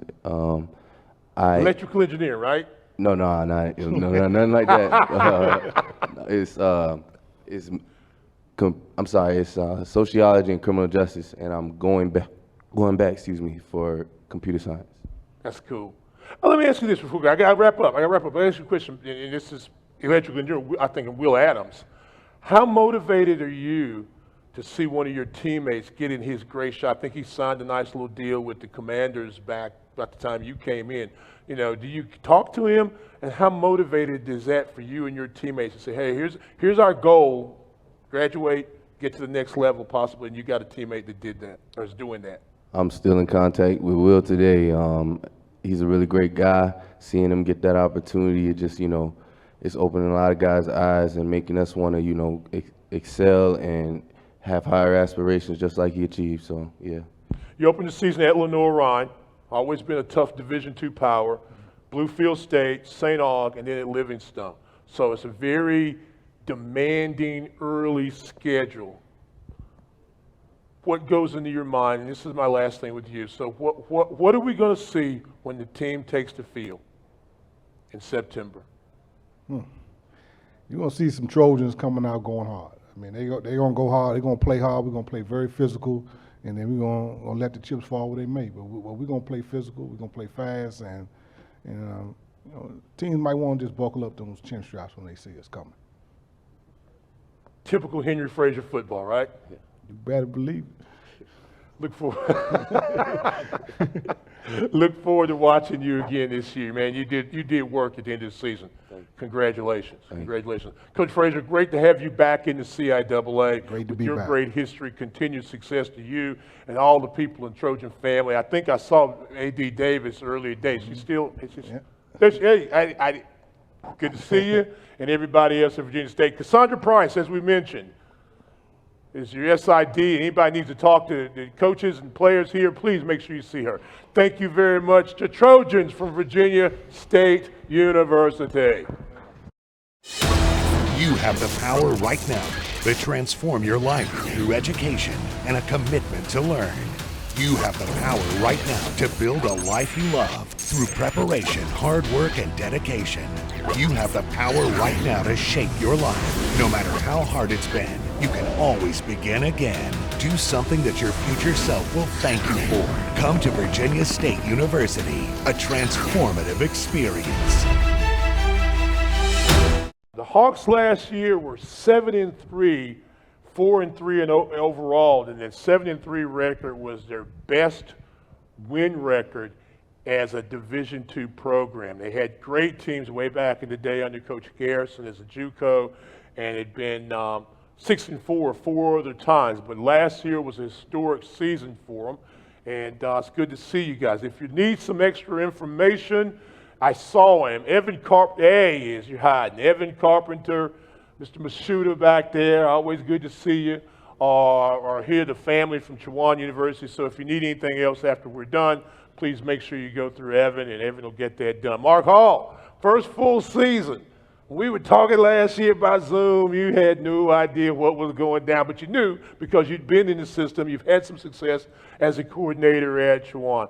Was last year everything you wanted it to be, and how did you get better this year? No, last year was a really good year for us. I knew last year when I talked to you, I just didn't tell you. That's how most people do. No, I felt really good. You know, I was able to hire really good staff. Felt good going into the season, and last season was a great year. We did a lot of great things. You know, and we got better this year in many, many ways. I think a lot of people, because I was at Chowan, just assumed that we were going to kind of carry on in a lot of ways what we did in the past, and we really did nothing the same other than what we do offensively. So last year was really the first year in myself and our staff building the program. You know, and we achieved a lot, and so we built on that this off season. We addressed some of the things we felt like we needed to get better at, and we feel good going into this year. Yeah, we know you're going to score points. You led the league in scoring 38 points a ball game, but the thing you're saying, the defense, you bend, but you didn't break. Very rarely. You played really solid defense, even though you gave up some numbers down the stretch. We talked about this off record. I mean, you were number 3 in the conference in sacks. So you guys were very, very aggressive on defense, and I thought that defensive improvement helped the offense. And you had a guy right there in Ray Freeman that, 7 tackles on the season, a couple of sacks. Describe your style of play and what you're expecting from yourself for this year. I think the style of play at Chowan is a physical defense because we have Coach Neely. That's his identity. He wants to be a physical player. He holds us to a higher accountability. I think this year my expectation is to be the same because we have a standard at Chowan that does not change from year to year. It's the same standard every year. So last year was the same expectation as this year. So I'm going to hold myself to the same expectation. You guys, I saw you live. I guess what was it? What game? Bowie. And, I mean, it was just a dominant defensive force. Bowie played really well, but they had a hard time moving the football. Break here, break there. Who knows what their game would have turned out well. But is that the style you're talking about when you talk about being aggressive and being physical? Yes, sir. Coach Neely always prepares us for the best case situation and worst case situation. And in that game, we brought our A game. We didn't win the game, but we made sure everybody know we have a great defense. Yeah, you were very physical. You guys were running at the football. We know about the defense getting better, but the offense, and you lost, a guy that set all kinds of records, was player of the year in the conference, and Bryce Witt, and you're telling me that Bryce is now going to be a GA as he continues to work out and hopefully get his break. And Amik Watkins, that's a great pass-catching combination. Who are some other guys on offense that we can look forward to seeing this year? Jeremiah Smith, I know, is a preseason all-conference performer. Yeah, I feel great about the offense. Obviously, on paper, it looks like we lost the CIAA Player of the Year, which we did. Obviously, Bryce is probably the best player we've ever had at Chowan. But I don't think what people realize is we return our entire offensive line, all our receivers, with the exception of Amik Watkins, all our tight ends, all our running backs. So 90% of our offense is back. We've added at least one transfer at every single position, if not multiple, plus really good high school kids. Can't tell you who the starting quarterback's going to be today, but honestly, because we haven't practiced yet. It don't matter. You got an idea. I really don't, honestly. I've told multiple people this. I feel really good about our quarterback situation. I think it's the most talented group we've ever had. Yeah. Obviously, we lost a superstar, so I'm not sure if we'll have a superstar there, but really we never had any depth behind Bryce. This year we have 3 or 4 kids that I feel like, if they show what I think they're capable of in camp, that I could put them in a ball game and we could still operate at a high level. Yeah, I know. I'm joking about that to a point because I talked to Evan the other day, and that was like the second thing I asked him. I said something about who's going to be quarterback, and he said, I don't know. We don't have one. I said, you got to have a quarterback. No, I told Coach Hayes we're really down bad at Chowan. We ain't got nobody. Yeah. Okay. Fine. This is me you're talking to now. Okay. I understand how this is played now. I do. But you got to be happy with the fact that you guys had that awesome record, and you got off to such a quick start. Had a little bump in the middle, but finished strong. But as much as Bryce is talked about throwing the ball, and Mick, you had 40 games where 6 games where you rushed over 40 times. So you had a great offensive balance. Can we continue to expect that from you guys offensively? I think because we've been pretty consistent throwing the football at Chowan, I think a lot of outsiders look at us as a passing offense. But as you said, the numbers show we're going to run the football. To be honest, I was very disappointed in our run game last year. Prior to that, we had 5 straight seasons of a 1,000-yard rusher. We had the nation's leading rusher in 2019. So I believe we've addressed that by getting better up front. We've got some really good players at the running back position. We're going to make a commitment to running the football. We're still going to throw it and still be explosive, but yes, we're going to run the football. One of those guys on the offensive line cannot forget to mention David Keck. And like I said, you got a team that's averaging about 38 points a game and et cetera, total offense. There's got to be a leader there. He's your anchor. But on the defensive side, Anderson, preseason conference player, Burns, who else on the defensive side, in addition to Mr. Freeman? We're coming back to you. Who else can we look for or hope to think they'll be out there? We have the same thing on defense. We lost a couple really good D linemen, but we returned our entire secondary. We returned all our top linebackers. We got Ray back on the D line. We returned a lot of other kids. So we didn't really lose a lot as a football team. We've added transfers on the D line, linebacker, DBs. We brought in good high school kids. So we feel really good with our team. 7 tackles, couple quarterback hurries. I find that very interesting. You had your head in the dirt some. When we look at you, what's your strength? And tell me also, how are you able to balance great football and academics? I think you won an academic award last year as well, achievement. Talk about both of those things. My identity as a player is being a physical player, because it's the identity of this team by Coach Hall. I think I'm a physical player. I think I'm a person who like to get down and dirty. If it's a physical game, I love a physical game. Academically, I think because of the culture at Chowan, Coach Hall holds us to a standard of having good grades and looking at all our grades every single time. I think academic and football is 2 things he agrees that goes together. I think he holds us to this standard, and I think me holding us to that standard and holding me to that standard is why I won the academic awards last year.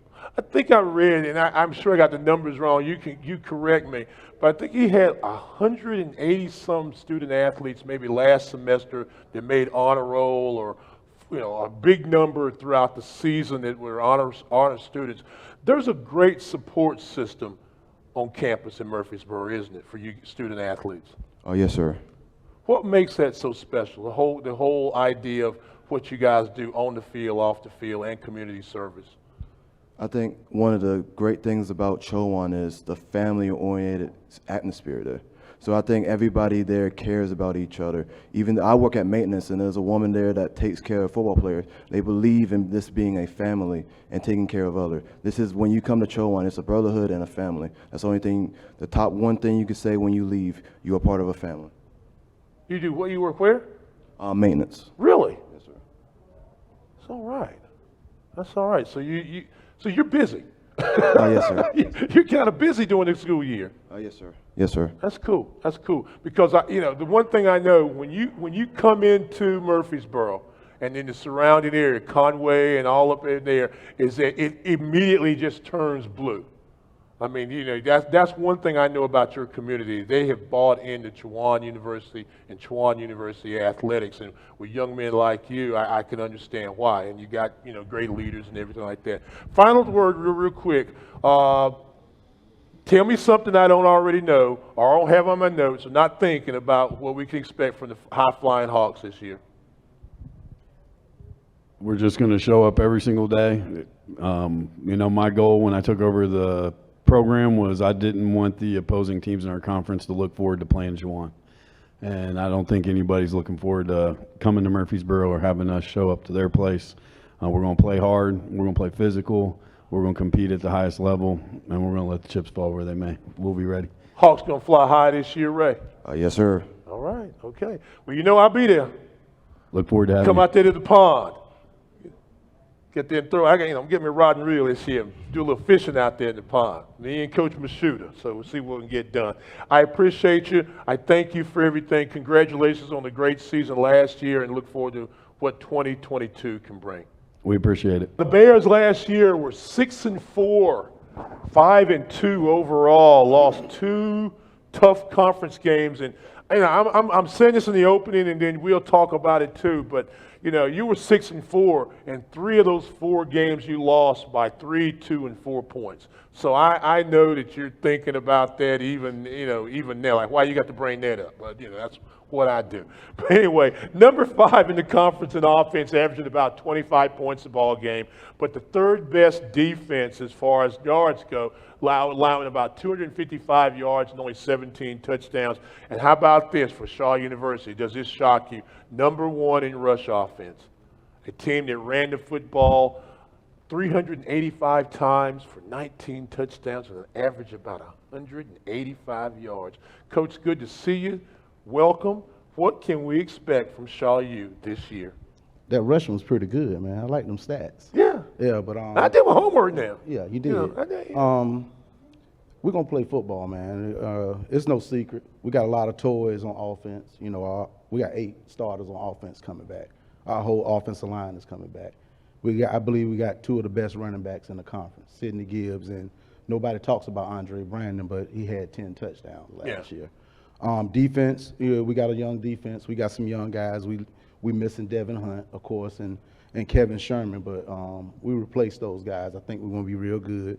You talked about Coach Wiggins. He's one of the best minds on defense, so I trust him to get those guys ready to play. We just ready to rock and roll. Well, you talk about that run game. I mean, Mr. Zachary here, we kid you lost a little weight here. You're down to 340 right now, but it's all Yes, man, sir. huh? Yes, sir. But it's all man 340. You're the commander on that offensive line. What's it like to have a guy like Gibbs running? You're blocking for him. Well, 2-5, that's what we call him. He make our job easy. All we got to do is just make contact with our man. If we get to the second level, he can spring anytime. So it's definitely fun having a running back who can make something out of nothing. He make guys miss. So, it makes our job easy. We don't have to do much for him to break free. Are you better run block or pass protection? Both. Yeah. Both. Yeah. I do both. Yeah. Okay, let me ask you this. And I'm kind of being out in left field, but I'm also kind of serious. How do you work in the off season? Do you work on footwork and technique in addition to lifting? Do you spend a lot of time watching tape? How do you get better from the last game of the season to the first game of the year? Well, I'm big on technique. After the season ends, I watch every game we played 3 or 4 times, and I see everything I did wrong, everything I feel like I could get better at, and I drill those things from January to August till we start camp. So I do a lot of drills. I got trainers at home. I work on my technique, and I watch a lot of film. So not only of yourself, but of other offensive everything. I linemen? watch everything. I want to see what the whole offense doing. I want to see what us 5 up front did, how we could have got better, and I communicate with my guys what stuff we need to work on as a unit, as well as myself. You said the optimal word before we get back to coach, but you said communicate. And I guess a lot of people don't really understand it. At the offensive line, there's got to be a quarterback there. There's got to be somebody that's making some calls on the line. And I'm assuming you're one of those people that will do that. So you guys have got to be that fist. And you can always tell when you got a good offensive line, can't you? Yes. We five moving as one. That's what we always say. That's the offensive line is the one position group on the football field where everybody has to do their job completely right for it to work. You know, if a running back, you can make guys miss and still have success. A receiver, you don't need your other receivers to be great. But as an offensive line, I need the guy to my right and my left to do their job for me to be able to do my job. So we all have to be moving as one. It's one unit. Give your O-line some love. Who's your offensive line coach? Give him a little love. Coach Dargan, the best O-line coach in the conference. Definitely. Shout out to Coach Dargan. There you go. There you go. And he's talked about that offensive line. You have that balance. We got to work. And you got Wiggins on the defensive side. Is there something that you feel like you got to do a little bit better to get you over the hump? Like I said, 3 games you lost by a touchdown or less last year. I would say we just have to be a little bit creative. Like I said, we got a lot of toys to play with on offense, and we just got to be smart enough to get our players in space and to make plays. You know, we got a new offensive coordinator. I don't know if everybody knows that, but Coach Manigo is at Virginia State. Lamar Manigo, yeah. He's at Virginia State. You know, great football coach, but we got a young man by the name of Torian Hester that took the reins, and really excited to see what he's going to do with our offense. And those are 2 good minds and some bad boys back in the day when they were playing. Oh, yeah, absolutely. Oh, yeah. Absolutely. Hester could make some plays. Oh, yeah. Yeah. We got some championships. Yes, sir. Yes, sir. Speaking of championships, that's good. That's a great save. You must be reading my mind again. I'm on you. Listen, speaking of championship, 20th anniversary of Shaw University playing football. You started off as a club program, took some beat downs, got better, played for a championship, won a championship. I mean, did some NCAA stuff. And for a stretch of about 3 or 4 years, Shaw was the bad boy on the block. And it's gone down, made some changes, but now you're back. How proud are you of what this program is, and how nice would it be to win a championship on the 20th anniversary? I mean, it's been a lot of work. You know, as a head coach, you know, you coming in, you thinking that you can change a program overnight, you know, and I learned a lot. But the time is now. You know what, like you said, 20 years, what better way to go out with a championship this year? You know, we're back at the county stadium. You know, that's home for us now. And like I said, what better way to win a championship there? You know, we don't win a championship, you know, it's unacceptable.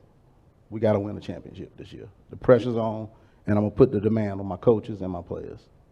Championship. I hear that. I hear that. I was going to mention Gibbs was almost a 1,000-yard rusher, had 400-yard rushing games. So, again, the offensive line, you've got Tyrese Bobbitt back. Absolutely. So those 2 guys, Bobbitt, Zachary, are like that. So the offensive line's good. Verstegen, is he coming back? Is he back, your kicker? Verstegen is a sophomore, absolutely. Oh, that's why I asked you. Yes, sir. He's coming back. In this transfer portal world, you don't know who's coming back. I don't know where I am right now. He better come back. Okay.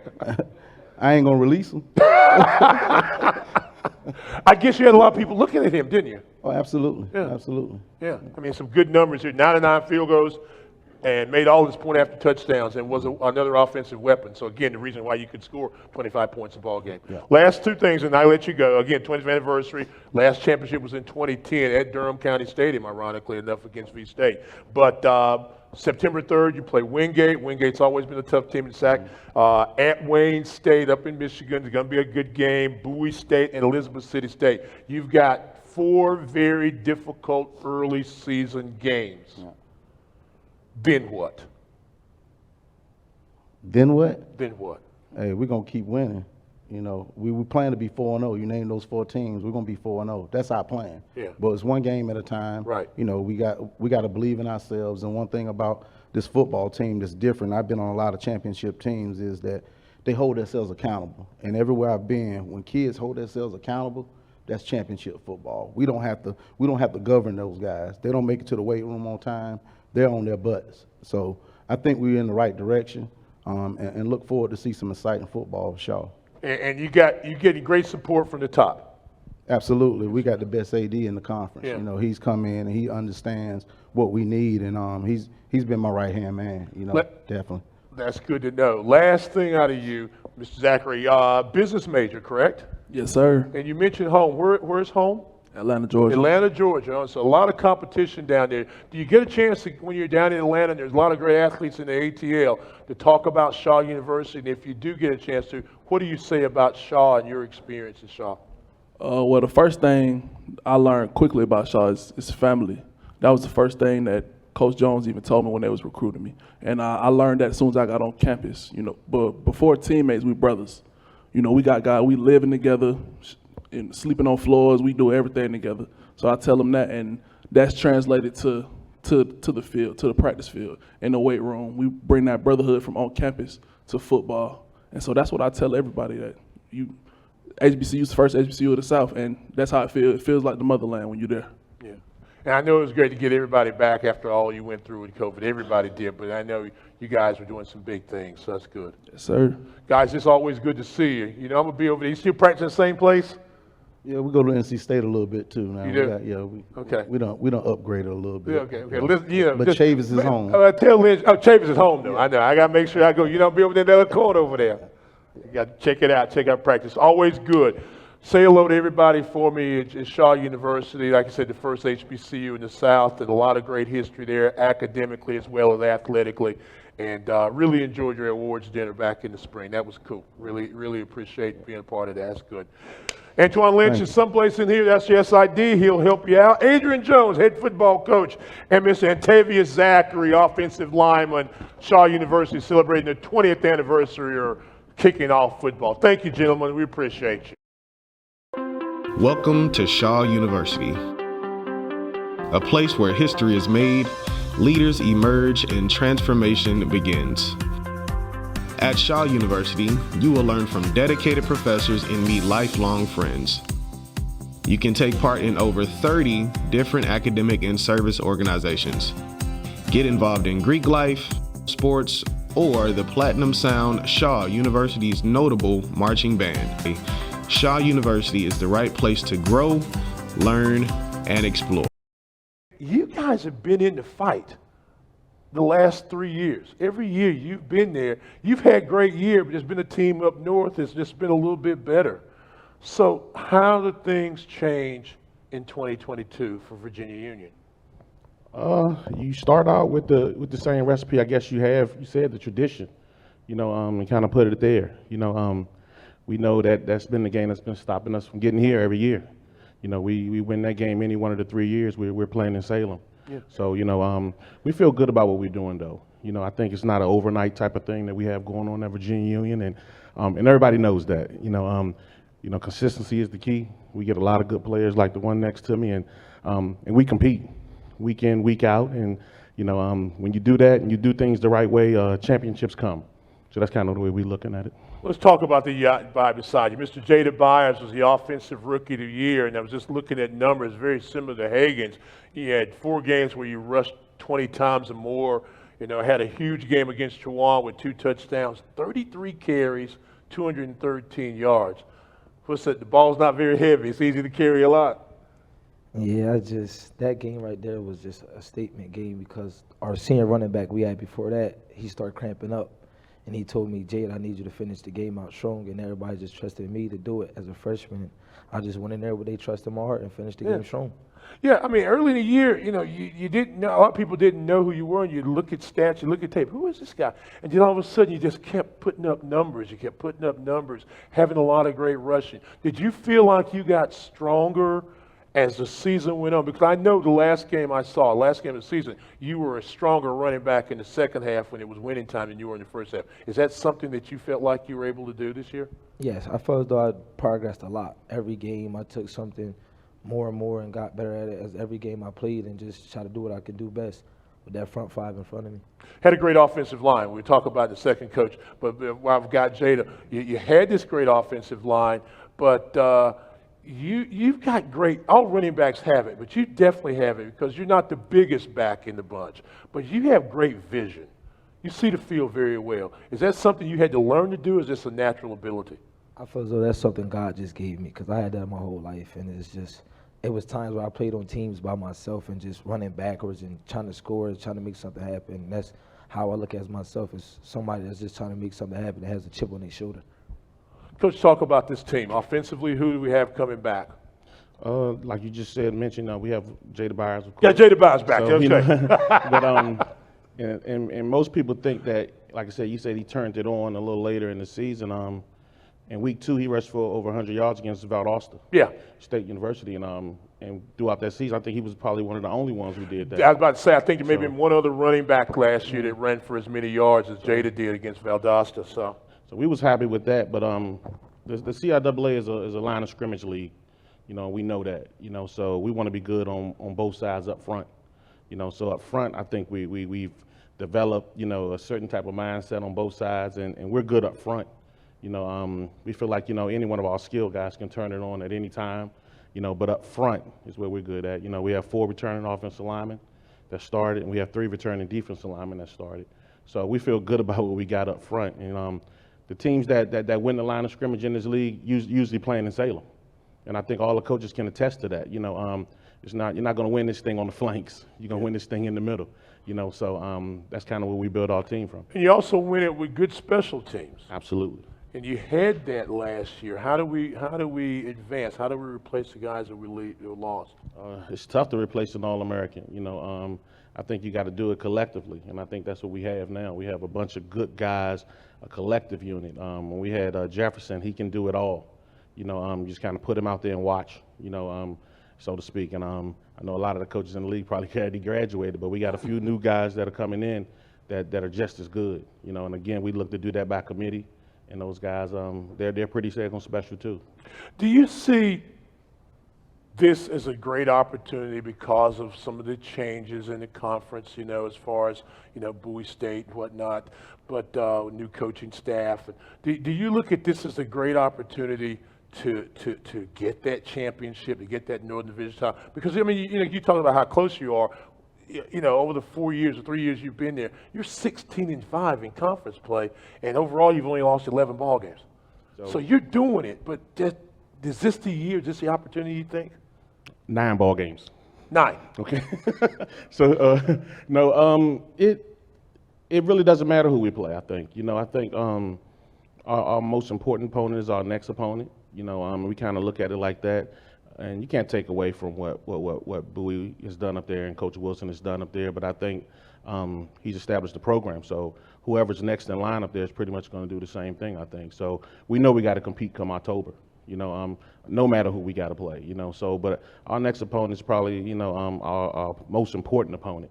And that's how we kind of teach the guys, and they know that. But it's hard. It's hard not to look at that schedule and kind of mosey your way down to October and say, you know what? You know, let's put a little asterisk by this game, or this game is just this much more important. But I think when you do that, you lose sight of those 6 that are in front of that. Right. Because in this conference, you know, you had one bad week in October, and sometimes you got to start preparing for recruiting or for next season.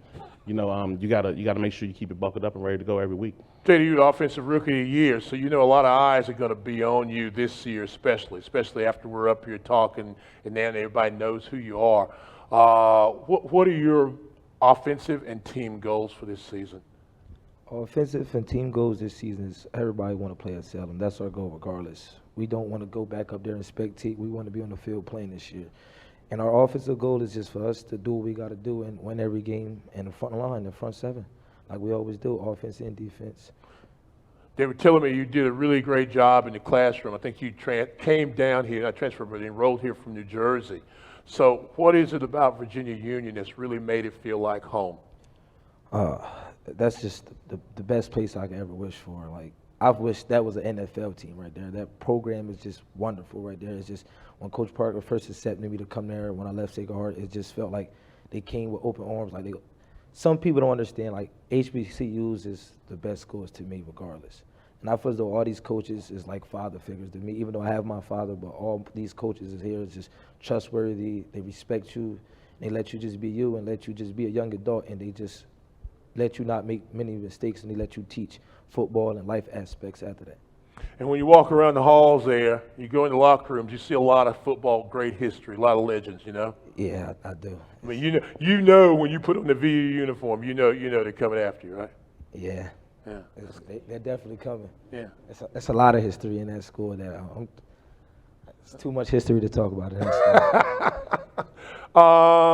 You talked about the schedule at Virginia Lynchburg. They open on the 1st of September.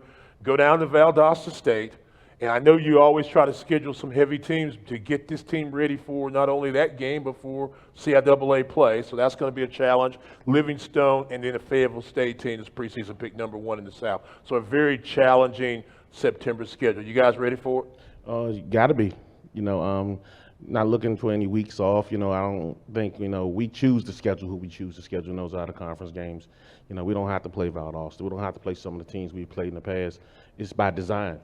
I get a lot of the kind of things that we get from, my VP, Coach Taylor, he's in here, in terms of scheduling and how this things go, and he kind of give you the recipe and how this thing, you don't want to, load yourself up with a bunch of cupcakes and things like that early on, and then you got to get to October, like I said, and play against teams from the CIAA Northern Division. You got to get you guys ready, and I don't think those type of games get us ready. Playing those type of teams early on, and it's a mindset. We feel like we're just as good as them. We feel like we play the same type of quality football as those programs. So, taking ourselves up against those type of teams is something that our guys look forward to too. Anytime you say, we're going to play the #1 team in the nation, it makes your guys get up, and we feel good about it, and we feel good about our chances. I know you're ready. You ready? Yes. Okay. Look forward to seeing you guys very, very soon. Always do a great job. There's so much history of Virginia Union. Not to say it's not at other schools, but you go on a Hovey Field and there's something special. And then you got the man over there, Joe Taylor, so that's a good thing. Hello to everybody at Virginia Union for me. I will, thanks. Hope to see everybody very, very soon. Very soon. Dr. Alvin Parker from Virginia Union, the Mighty Panthers, and again, Jada Byers, who was last year's Rookie of the Year in the CIAA. For some people, university is just another series of classrooms. For others, it's about finding purpose and value as you define what will be your life's work. But when you step foot here, in this place, that's when you find your life's work colliding with legacy to produce an educational experience reaching deeper than you ever thought possible. It's more than books, more than classrooms, more than papers or exams. Virginia Union University is a place where you discover the power of a limitless future. Lane and Richard Hayes, what a tandem they are at Fayetteville State. We've called those names several times over the last couple of years. Mr. Lane's been a quarterback, and Coach Hayes knows his way very well to Salem, Virginia. He's been here many, many occasions. Yes, sir. And that's a good thing, though. You're playing for championships. You're right. You're playing for championships. 30 points a game they averaged last year on offense and forced 30 sacks and only allowed 12 points a ball game. We're in the top 10 in defense a season ago as well. And, you go in between the numbers a little bit before I let you give us an opening statement. You had 3+ games. You had, 3+ sacks more 6 times this last year. And you held, this you have to double check this sometime because you forget. You had 3 ball games where you held teams to less than 50 yards rushing. Yes. Had good players. So tell me about those good players and where we're going to see them in 2022. Well, good morning, everybody, first and foremost. Very excited to be here. Another year at the CIAA Media Day. Going into the 22 season, we're breaking in another offensive coordinator. It seems like I say that every year we come here. But Coach Howard Fagans back there is going to be our... Where's Coach Fagans? Raise your hand, Coach. All right. He's going to be our new offensive coordinator. He's in charge of making sure the Bronco offense goes. Him, along with Coach Darrell Bullock, as our new offensive line coach. And we're in the process of hiring a wide receivers coach. That's all fine and dandy, but I'm a defensive guy. Yeah. And we're going to make sure that we continue to build upon the foundation of our defense. We were pretty good last year, but we also lost a few pretty good football players. And Keyshawn James, no longer coming back. Joshua Williams, Elvin De La Rosa, Jerome Bentley, all those guys are gone. So our hands are full trying to replace those guys. But the coaching staff has done a pretty good job of getting out and finding good players to come in, and we hope to continue our same success. Those names have been etched in my memory and on my boards for years, and I don't know how to even do a board without having to look and say, okay, there's Keyshawn's over there, and then again Mr. Williams, who I know you're very proud of, yes, being drafted in the 4th round, yes, by Kansas City Chiefs, and from what I heard from some people I know that out there, that he did really well in OTAs, and is going to probably make a contribution, if not as a second or third DB, but definitely on special teams. Yeah, we're really proud of Josh. We knew early on in his second year that he had that potential to go to the next level, and then I can just tell everyone in here that it was an overwhelming experience going through that process with him, with the scouts coming every day to practice, and we having to divide time between individual and scouts wanting to talk to people and learn about Josh through the trainers, the equipment managers. They talk to everybody, so it's like, okay, we got to focus on practice, let the scouts do their thing. And having said that, not to cut you off, but having said that, that's got to be a great experience for you, because you had a chance to throw the ball, I'm imagining, several times in some drills against a guy that's now a pro corner.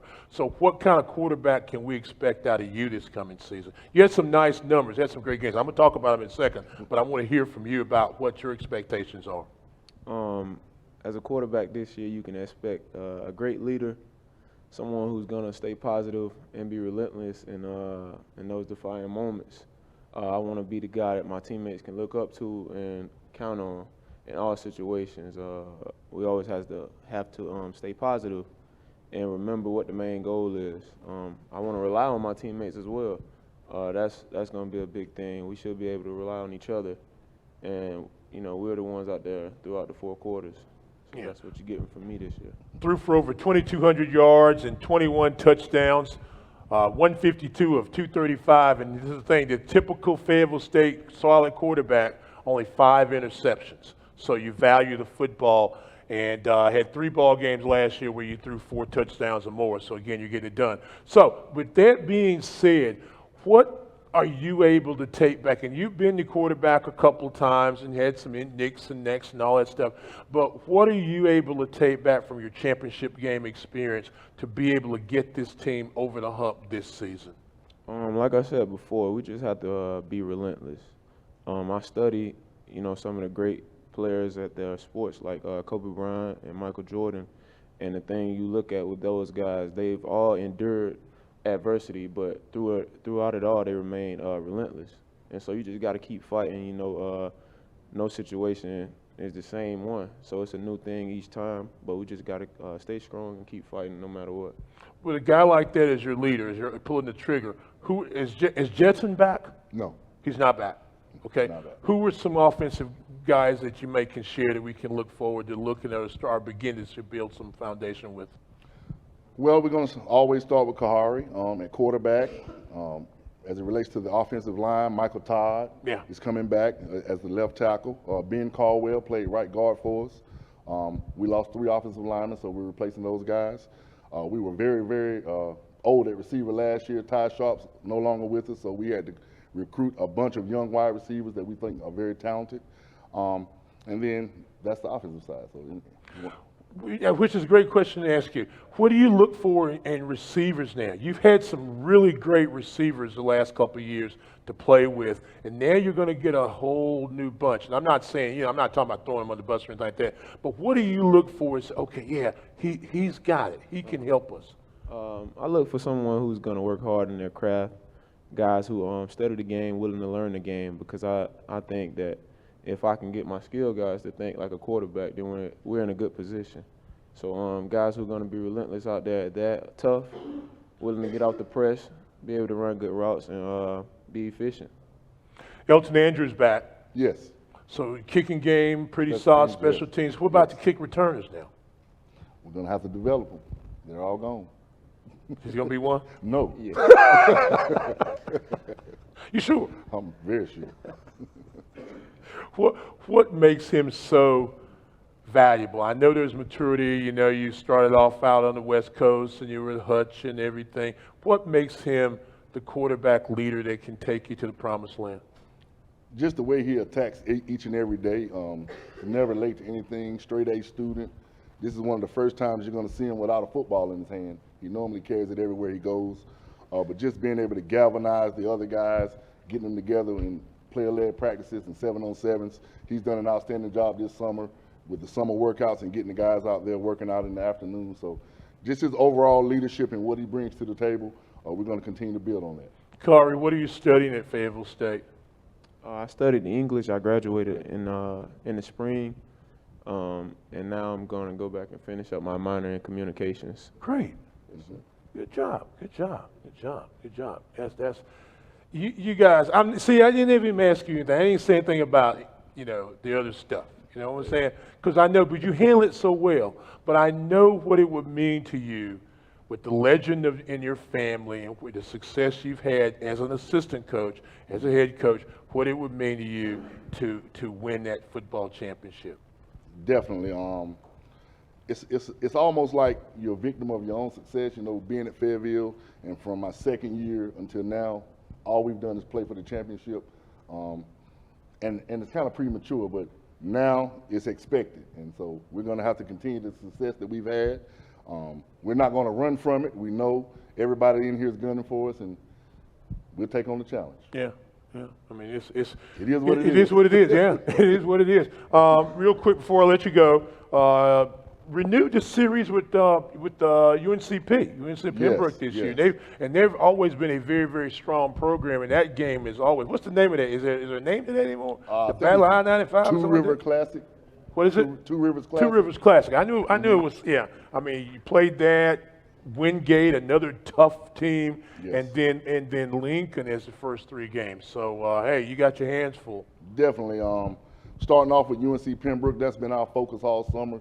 Is trying to get film on them and break them down and get the guys prepared for what they're going to see September 3rd. And then of course Wingate is a perennial powerhouse that always gives us problems. And then you heard Coach Dean up here talk about his defense, and he really gave us a piece of that last year when they played us, when they came to Fayetteville. They were really stout up front, and so we know we don't have anything easy ahead of us, and that's before we even get to the side. Phil mentioned Devin Cowan back? Yes. Devin Cowan, another one of those guys that can give you something, another local guy. So there's a lot of good things going at Fayetteville State. Adrian Ferguson is the SID, and if you've never gotten the opportunity to see Adrian at the grill, I don't know, he might be a better grill master than SID, and he's one of the best SIDs in the country. I'm going to tell you right there. But Adrian does an awesome job at all his media and all his people. So any questions that you have, anyone for Fayetteville State, make sure you see Adrian Ferguson. And I thank Mr. Richard Hayes, Coach Richard Hayes. Yes, sir. That's your name, right? And Kari Lane. Yes, sir. Put that apostrophe in the middle, right? Yes, sir. That's it. Ain't no more Carrie Lane, is it? A great job, a great life, that's your goal, right?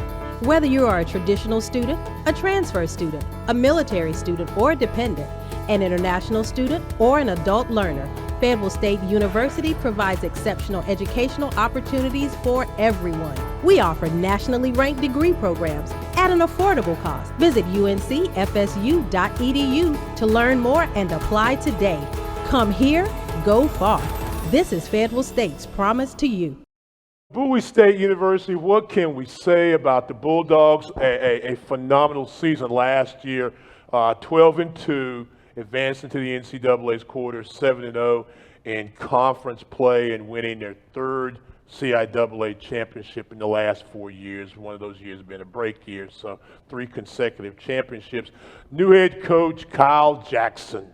And Kyle Jackson's one of those guys we were mentioning earlier where we said about coaches that are new coaches that actually played at the school that they coached. Kyle Jackson was an outstanding linebacker, DB at Bowie State back in the day when they were beginning to turn the program around. And this guy needs no introduction, neither Joshua Pryor. I don't make a lot of tackles because everybody runs away from me, but I will catch you, Pryor. I know who you are. I know who both of you guys are. It's good to see you. It's a pleasure. Pleasure to be here, sir. I was just talking before we start. Did you ever think that you would be here as opposed to Wilson being up here and you being in the back making faces at him and stuff? Nah, this is surreal. 15 years ago when I first entered this conference, I never thought I'd be sitting in this seat. A few months ago, I was actually the guy in the back of the room recording Coach Wilson and Coach Sewell and Coach Reed, you know, as they were doing their interviews. So now to be in this seat, man, it's a pleasure. It's a blessing. It is. It really is for you. Congratulations. Thank you, sir. Thank you. But it helps to have a guy like Joshua Pryor to start the year off with. And it's a guy that you knew because you coached him a lot on the defensive side of the ball. So before I ask Joshua anything, what kind of player is Joshua Pryor? Man, Josh he's a grit guy. When I say that, he's not one that's going to sit around and he's not going to yell and do all those type things, but you see the work that he put in. He's one of those guys that's going to lead by example. He don't have to raise his voice. When he's at practice, you can just see the difference in the guys. You know, his energy, the aura that he brings, it's like no other. You know, so having a guy like him going into this season, I'm excited. I'm excited. You know, like I say, we hear all the things that's being said and things like that, but, you know, we take it on the chin and we're going to show up September the 3rd when we kick off this season. 73 tackles a season ago, 21 tackles for loss, 6 sacks, 2 fumbles, 12 quarterback hurries, and in your spare time popped a little popcorn at the side of the stadium. Did a little bit of everything. Man, I tell you what, to watch you evolve as a player, you know, like you said, very solid. At the end of a ball game, you know, because you guys have had so many great defensive linemen, your teammates in the past, but, you know, every game you still 5, 6, 7 tackles. If it's a big stop, you're always involved in it. So how have you seen yourself grow as a player, and what are your expectations for this season? I guess you got enough room, I got enough fingers for another ring, right? Okay. All right, but Neil. Yeah, so as far as myself, I've definitely seen growth over the years. I feel like I've always worked hard on the field and just been relentless with my effort, but, you know, just fine-tuning my technique and things like that really helped me along the way. I got faster, of course, and I know more about the game now. My mental has grown as well, so going into this last season, I'm definitely looking forward to show everyone, you know, what I've been doing. I think you'll see a difference as well. Well, I'll tell you what, you know, 73 tackles, 21 TFLs, it's going to be hard to see much difference. But the thing I will say about you is that because your defensive line, your defense has been so good, practice, you know, the competition to get out on the field to play, it really raised your level, didn't it? Yes, sir. You know, in practice, we just trying to push each other every time. As a D-line, we're trying to be the best group on the field every day, and we're trying to bring that energy. I know, like, the defense, they work through the D-line, so as long as we have the energy and we're making plays, everybody going to rally around us. Is the demise at Bowie State here? I mean, they say, okay, Bowie State, you got players that transferred to some big schools, you got players that leave, you got coaching staff that's gone. Okay, here we go. We got a chance to take them down. Tell me about it. Well, it's one of those things, you know, it's expected when you go through change. Change is a good thing, but it's inevitable at the same time. And at Bowie State, we preach a next man up mentality. So that's from a coaching standpoint, a player standpoint, even our equipment managers. If somebody go down or somebody can't travel, that next person has to be ready to go. So, you know, like I say, it's one of those things where we hear everything that's being said. We're not going to respond to it. We're going to put our work in and we're going to put it on display when it's time to. So it's one of those things where Bowie State we have built this program to be where it is today. And just as, like you say, we have lost some guys, but we also understand that people still want to come to Bowie State University. So it's a quote that I always say, we never rebuild it, we reload it. You know, so it's one of those things where everybody's sleeping on us, but they still going to have to see come September the 3rd. So, you know, I ain't going to say too much more. No, that's okay. That's all right. You know, actions speak louder than words anyway. So I certainly understand it, but, you know, everybody's coming for you. But you're used to that. Absolutely. But now everybody's coming for you. In the past, they were coming after Wilson. Absolutely. Now they're coming after you. That's good. You ready? Yes, sir. Yes, sir. We built for it tough here at Bowie State University. That's what I'm talking about. Here's the thing about it, too. You know, when you were playing, if I can remember back there, when you were playing, you know, it was a lot of run football, run fit, good defense. And then there was a change a few years ago, and you threw the ball a little bit more. You throw, you know, to run. Right. And there was an awesome balance last year. 31 points a ball game, number 2 in total offense, number 1 total offense, 355 yards. Averaged 60 touchdowns, and total defense, you only gave up 27 touchdowns over the stretch of the year and 255 yards. I say all that to say, what's the style of football that we see this year out of Bowie State? Things aren't going to change, Dan. It's one of those things where, from a defensive side, Coach Sewell, much respect for him. He's been a great mentor to me, and things ain't going to change. You know, this spring we got after it. You know, excited from what we've seen coming out of the spring, and then offensively, Tyree Reed returned as the offensive coordinator, one of the youngest offensive coordinators in the conference.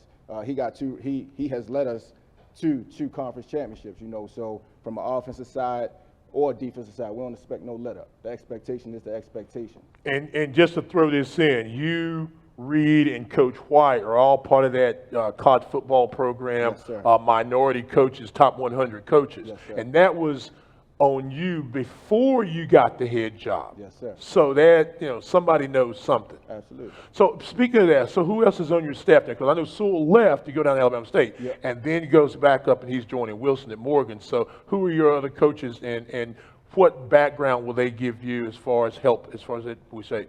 Got you. So, like I mentioned, Coach Reed, he'll be the offensive coordinator this year.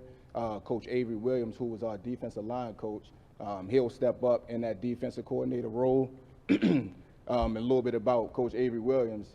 If you know a little bit about Bowie State defense, we've had the best defensive line the past 4 seasons. So the energy that he's bringing, I'm pretty excited about him, seeing what he's going to bring. Then we added Coach White as well.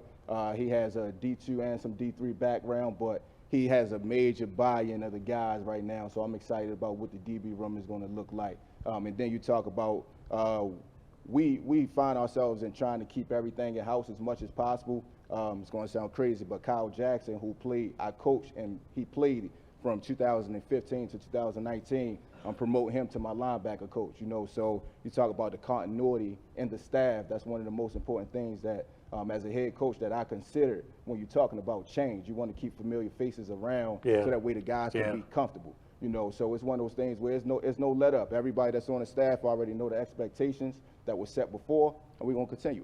When you hear Coach talk about the lineage of the great defensive line, and you've been a part of that, and now it's kind of the eyes are on you, how does that make you feel? And the second part of that is, again, your emotions and your mindset.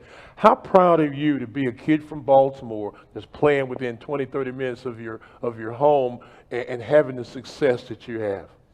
You know, for like I said before, D-line, we just trying to be the best out there on the field at any given moment. So for me, I take that personally, you know what I'm saying? Like, that's something that I strive to be. And the guys around me, I try to, you know, make sure that they're on an equal playing field, because I know at the end of the day, like, I will have double teams. They're going to run away from me, but I know my guys is going to be there. At the end of the day, we all got our job, and we here to execute it. And as far as, you know, playing not too far from home, I'm happy. I got my dad and my family here with Really? me today. Where? Yeah. Yeah. So, I know you're proud of your son. Yeah, he come to all my games, and being being that Bowie, he able to, that definitely helps out the cause. So that's my support right there, and I'm happy that they're able to come out and support. Well, they've done a great job. Yes, sir. I know you're very, very proud and proud. I know we got to go, but that's okay. I'm gonna talk to you. How frustrating or how much of a compliment is it for you? Mentioned when you get double teams, because you look at your numbers and you may not have as many tackles. I mean, I'm looking at big game head, 8 against Union, 7 against, but you don't always have NCAA game head, 7 against Illinois Ryan. You don't always have the huge numbers, but there's a great impact. All eyes are on you. Right. Talk about that.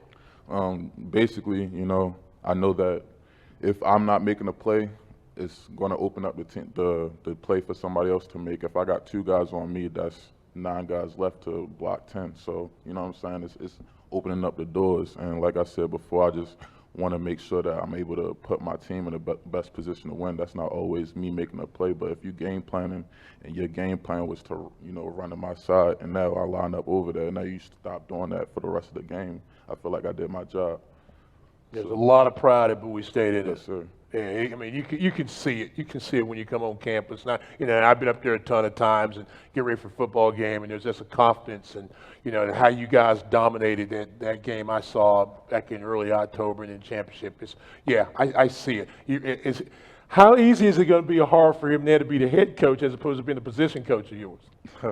I feel like it's not going to be that bad of a transition at all. Like, we got a a saying that we say tradition never graduates. It's actually engraved on our rings on the inside. Let me see the rings again. Yeah, okay.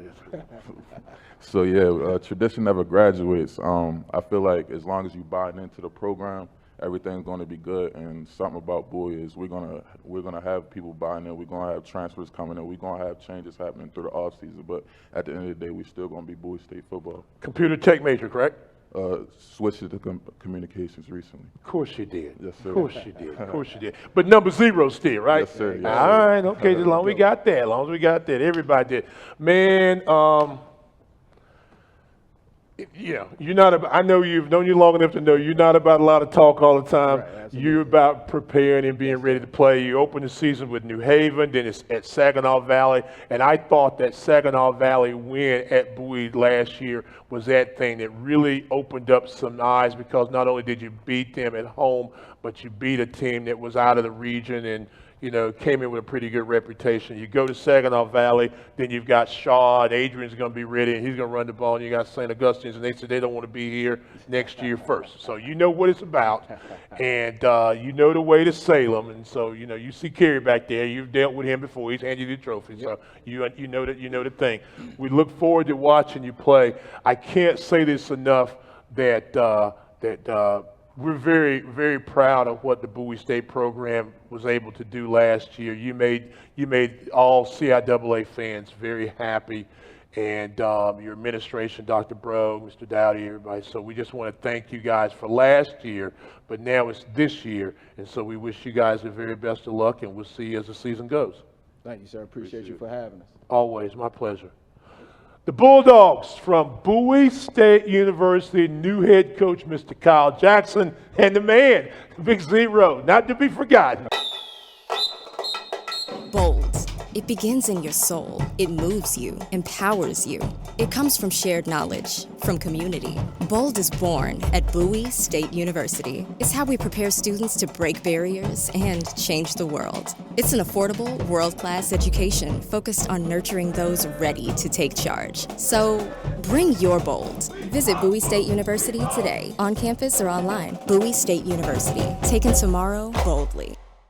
Commissioner McWilliams Parker, it is, I've seen you a couple of times over the summer, and we've, you know, chatted, I do that, but I know how proud you are of CIAA football and what it continues to do. So let that be our opening, then you kind of go and we'll talk a little bit more. Yeah, well, first, let me just thank you, Stan, for always just showing up and preparing for our media days and taking time with our coaches and our student athletes, not just football, but throughout the CIAA conference, the investment that you have put in. Thank you. And then I want to thank our board, our athletic directors, our SIDs, SWAs, BARs, all of our administrators, as we had such a great May meeting, very open dialogue about this coming year and work that needs to be done so that these young people can have the experiences that they deserve to have on their campuses. And spending time with our athletes yesterday and coaches. I mean, we have five new football coaches this year. Yeah. And it was funny, I went in their meeting yesterday and I said, you know, what is it, what do you want to talk about? And they I was in the back. Yeah, I was in the back, right. And then I realized that we have 5 new coaches that are new, that are still trying to understand or at least come back into the culture and figure out what the needs are for the conference. But I think at the end of the day, I mean, maybe there wasn't a lot of concerns. Maybe there's just more excitement about the opportunity to grow in the CIAA. Football is strong in the CIAA and in the region. And I think our coaches are spectacular. Just listening to them and our student athletes, I mean, you heard them. Right, you're hearing leadership and tradition and history and community and, you know, teammate. Like, I just don't want to be a player. Like, I want our team to be great off the field. And that's what college athletics, that's why it's so special, right? And we're in this flux across the nation about what college athletics should look like. And I've always said, I've always want to keep the innocence of why we get to play the game in the first place.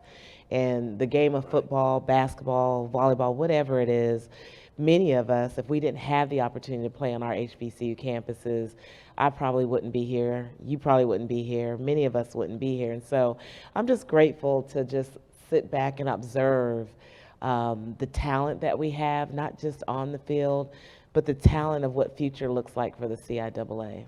Well, what does the future look like for the CIAA? What can you share with us about things that we can be excited about, if not this year, but in the future? Some things that you guys are working on from a conference office and administrative leadership council. Yeah, our board, we have such a, they're my mentors. They think I'm theirs, but really they're my mentors, and very strong group of presidents who are always thinking beyond just the game, right? They understand and value what athletics brings on their campus. They understand the value and the energy that it brings, homecoming and enrollment and all those pieces. I think those continued conversations about making sure that our programs are healthy. Not just football, basketball. We're in Title IX 50th anniversary, and to me, it's every day. Black History is every day, right? But we're celebrating, a year that it's not just for women, it's both for men and women. And the educating that part and that piece to understand that football is just as important as volleyball, volleyball is important as, and that whole history of why all our sports bring value in this conference. We are 50 years, it's 46 years, I think, for CIAA women's sports. We're not even in 50 years, but at the end of the day, you see, we have 4 or 5 women SIDs, maybe 6 in our conference. We've got 5 women presidents in our conference. We've got 2 AD female in our conference, and the importance of making sure that leadership is strong. It's diverse. The talent that we have is diverse from top to bottom. That's one thing. I think making sure that our sports have parity. The vision for me always, and I think for the board too, is to ensure that we are having the talented coaches that we need, full-time coaches, making sure programs have scholarships or the resources that they need so that they can be competitive, not just in the CIAA, but outside the CIAA. The good conversations that we've had about being in playoffs. What is it? It's not just Virginia Union or Bowie State or Winston or Shaw. I mean, we all are responsible, for who we play and how we play in order to advance in the playoffs. And I think that's important in just making sure that our athletes have the opportunity to compete, not just here, but also outside of the conference. I think the ability to continue to work with all of our HBCUs. We're constantly talking about what those opportunities look like. I'm just thankful that I have great relationships with my colleagues at the SWAC, SIAC, that they're going through a process in the MEAC, and just trying to figure out what are the things that we can do collectively to make sure that we're highlighting HBCUs, highlighting our conferences, but really making sure that the exposure is what it should be at this level, not just HBCUs, but that we are great members of the national body of the NCAA, and that we bring great talent and leadership throughout the industry, and that because we're HBCUs, it doesn't mean that we are limited. We're not limited resourced. We have we want access and opportunity like everybody else. You won't let that happen. You won't let people not have access.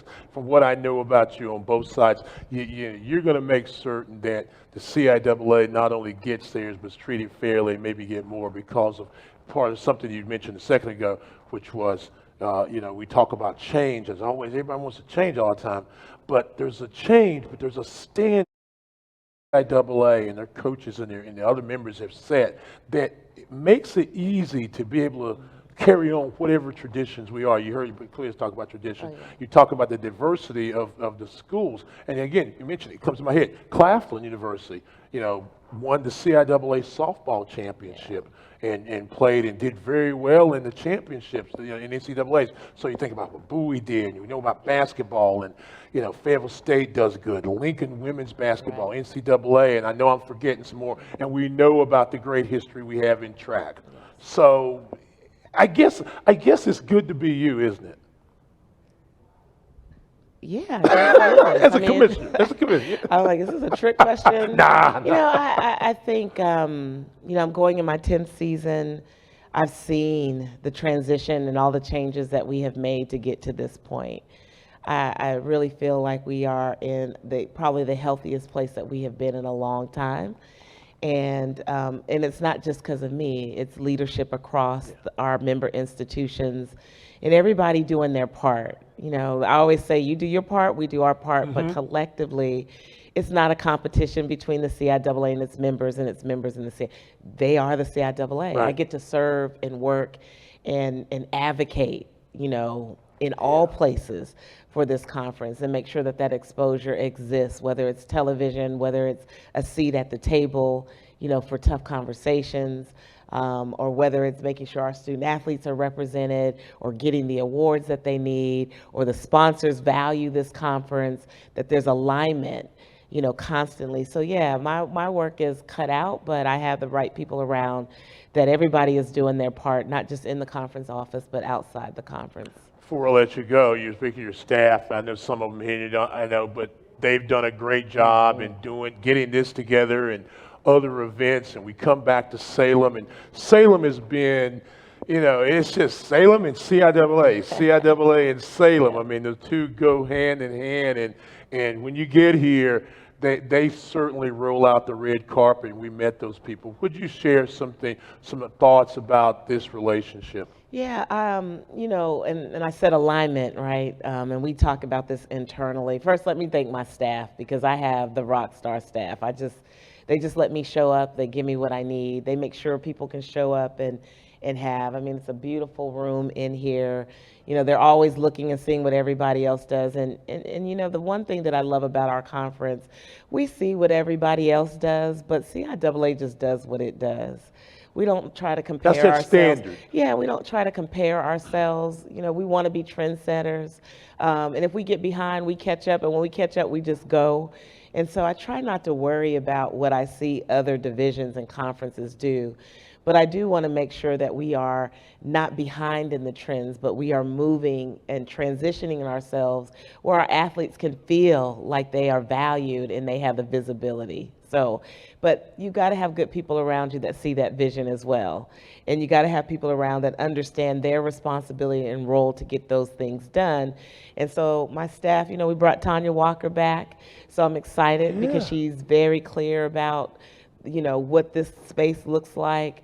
We have a whole new PR communications team. Janae is just a rock star. We've elevated her, and I'm just really thankful that we have a team that gets it, and also external partners that are getting us there. And then I would say, as far as Salem and Roanoke, and they were here, you saw them here.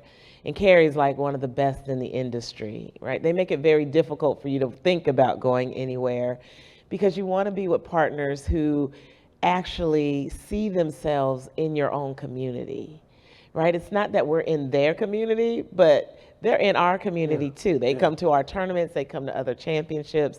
They are part of the family. The mayors come and they stay and they watch and they take time. This business is about relationships. It's about connections, right? And it's also about empathizing, right? About what maybe has not been done for you, but what can we do for you to make this experience better? And so when we come here, and this yesterday, I mean, we've got, you know, we had 100 and something kids sign up, and it was about 100 degrees yesterday. So we got about 50 kids, but 50 or 60, and we acted like we had 1,000 kids out there and gave them the best experience. And that was part of having a host to help us get those young people there and giving us the platform and the facilities to do that. When we come up here for championships, as cold as it may be, it is warm on the inside. These athletes come out of those tunnels. Stan, you guys get them on television. The officials everybody's in place and ready to go, because at the end of the day, it's really about creating that experience for the student athletes. And that's what Salem does for us in Roanoke, and partnering with them. They help us get that done. And you need those type of championship partners in order to have those experiences. Giving you the best that I got, right? Absolutely. So it's good stuff. But it was,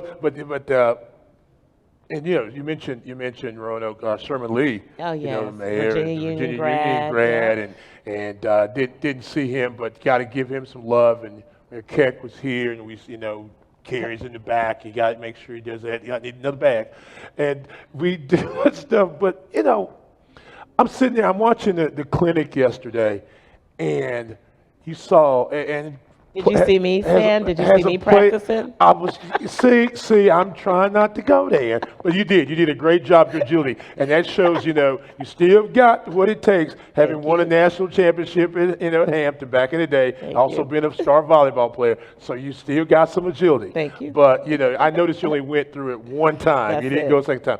But, as a former coach and player and all that stuff you do, and I'm just standing out there, meeting people and talking, and I saw coaches that were engaged and were trying to, teach and working with them, and they had a great joy on their face. I watched faces, and I saw those kids, and every kid out there was having fun.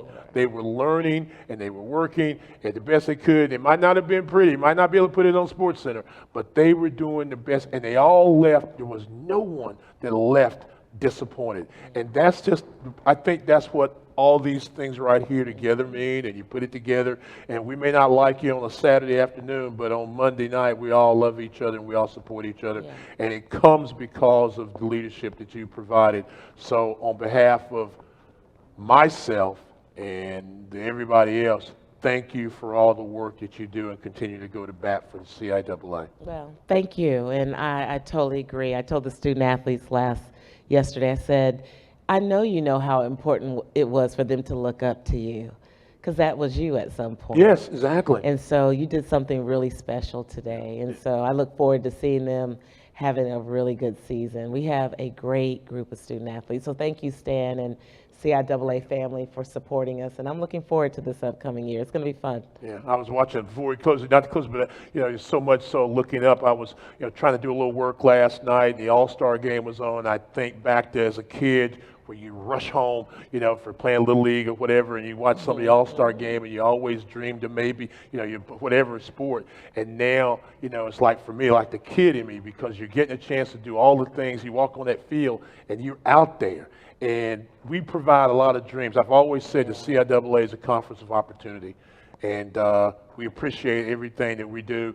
And I thank the SIDs that are still with us again, and all the people in this area that what you help us do, what you help this lady do, well, you make me tell the stories, and we hope to be able to do it a lot longer and keep doing it better and better and better. So with that being said, Commissioner, do I have your permission to close Media Day? You have permission to close Media Day. With that being said, if there's nothing else going on, thank you so very much for attending. We appreciate all the positive vibes and the negative vibes too at times that you send out, and the coverage that you continue to give to CIAA, its member institutions, and all of us.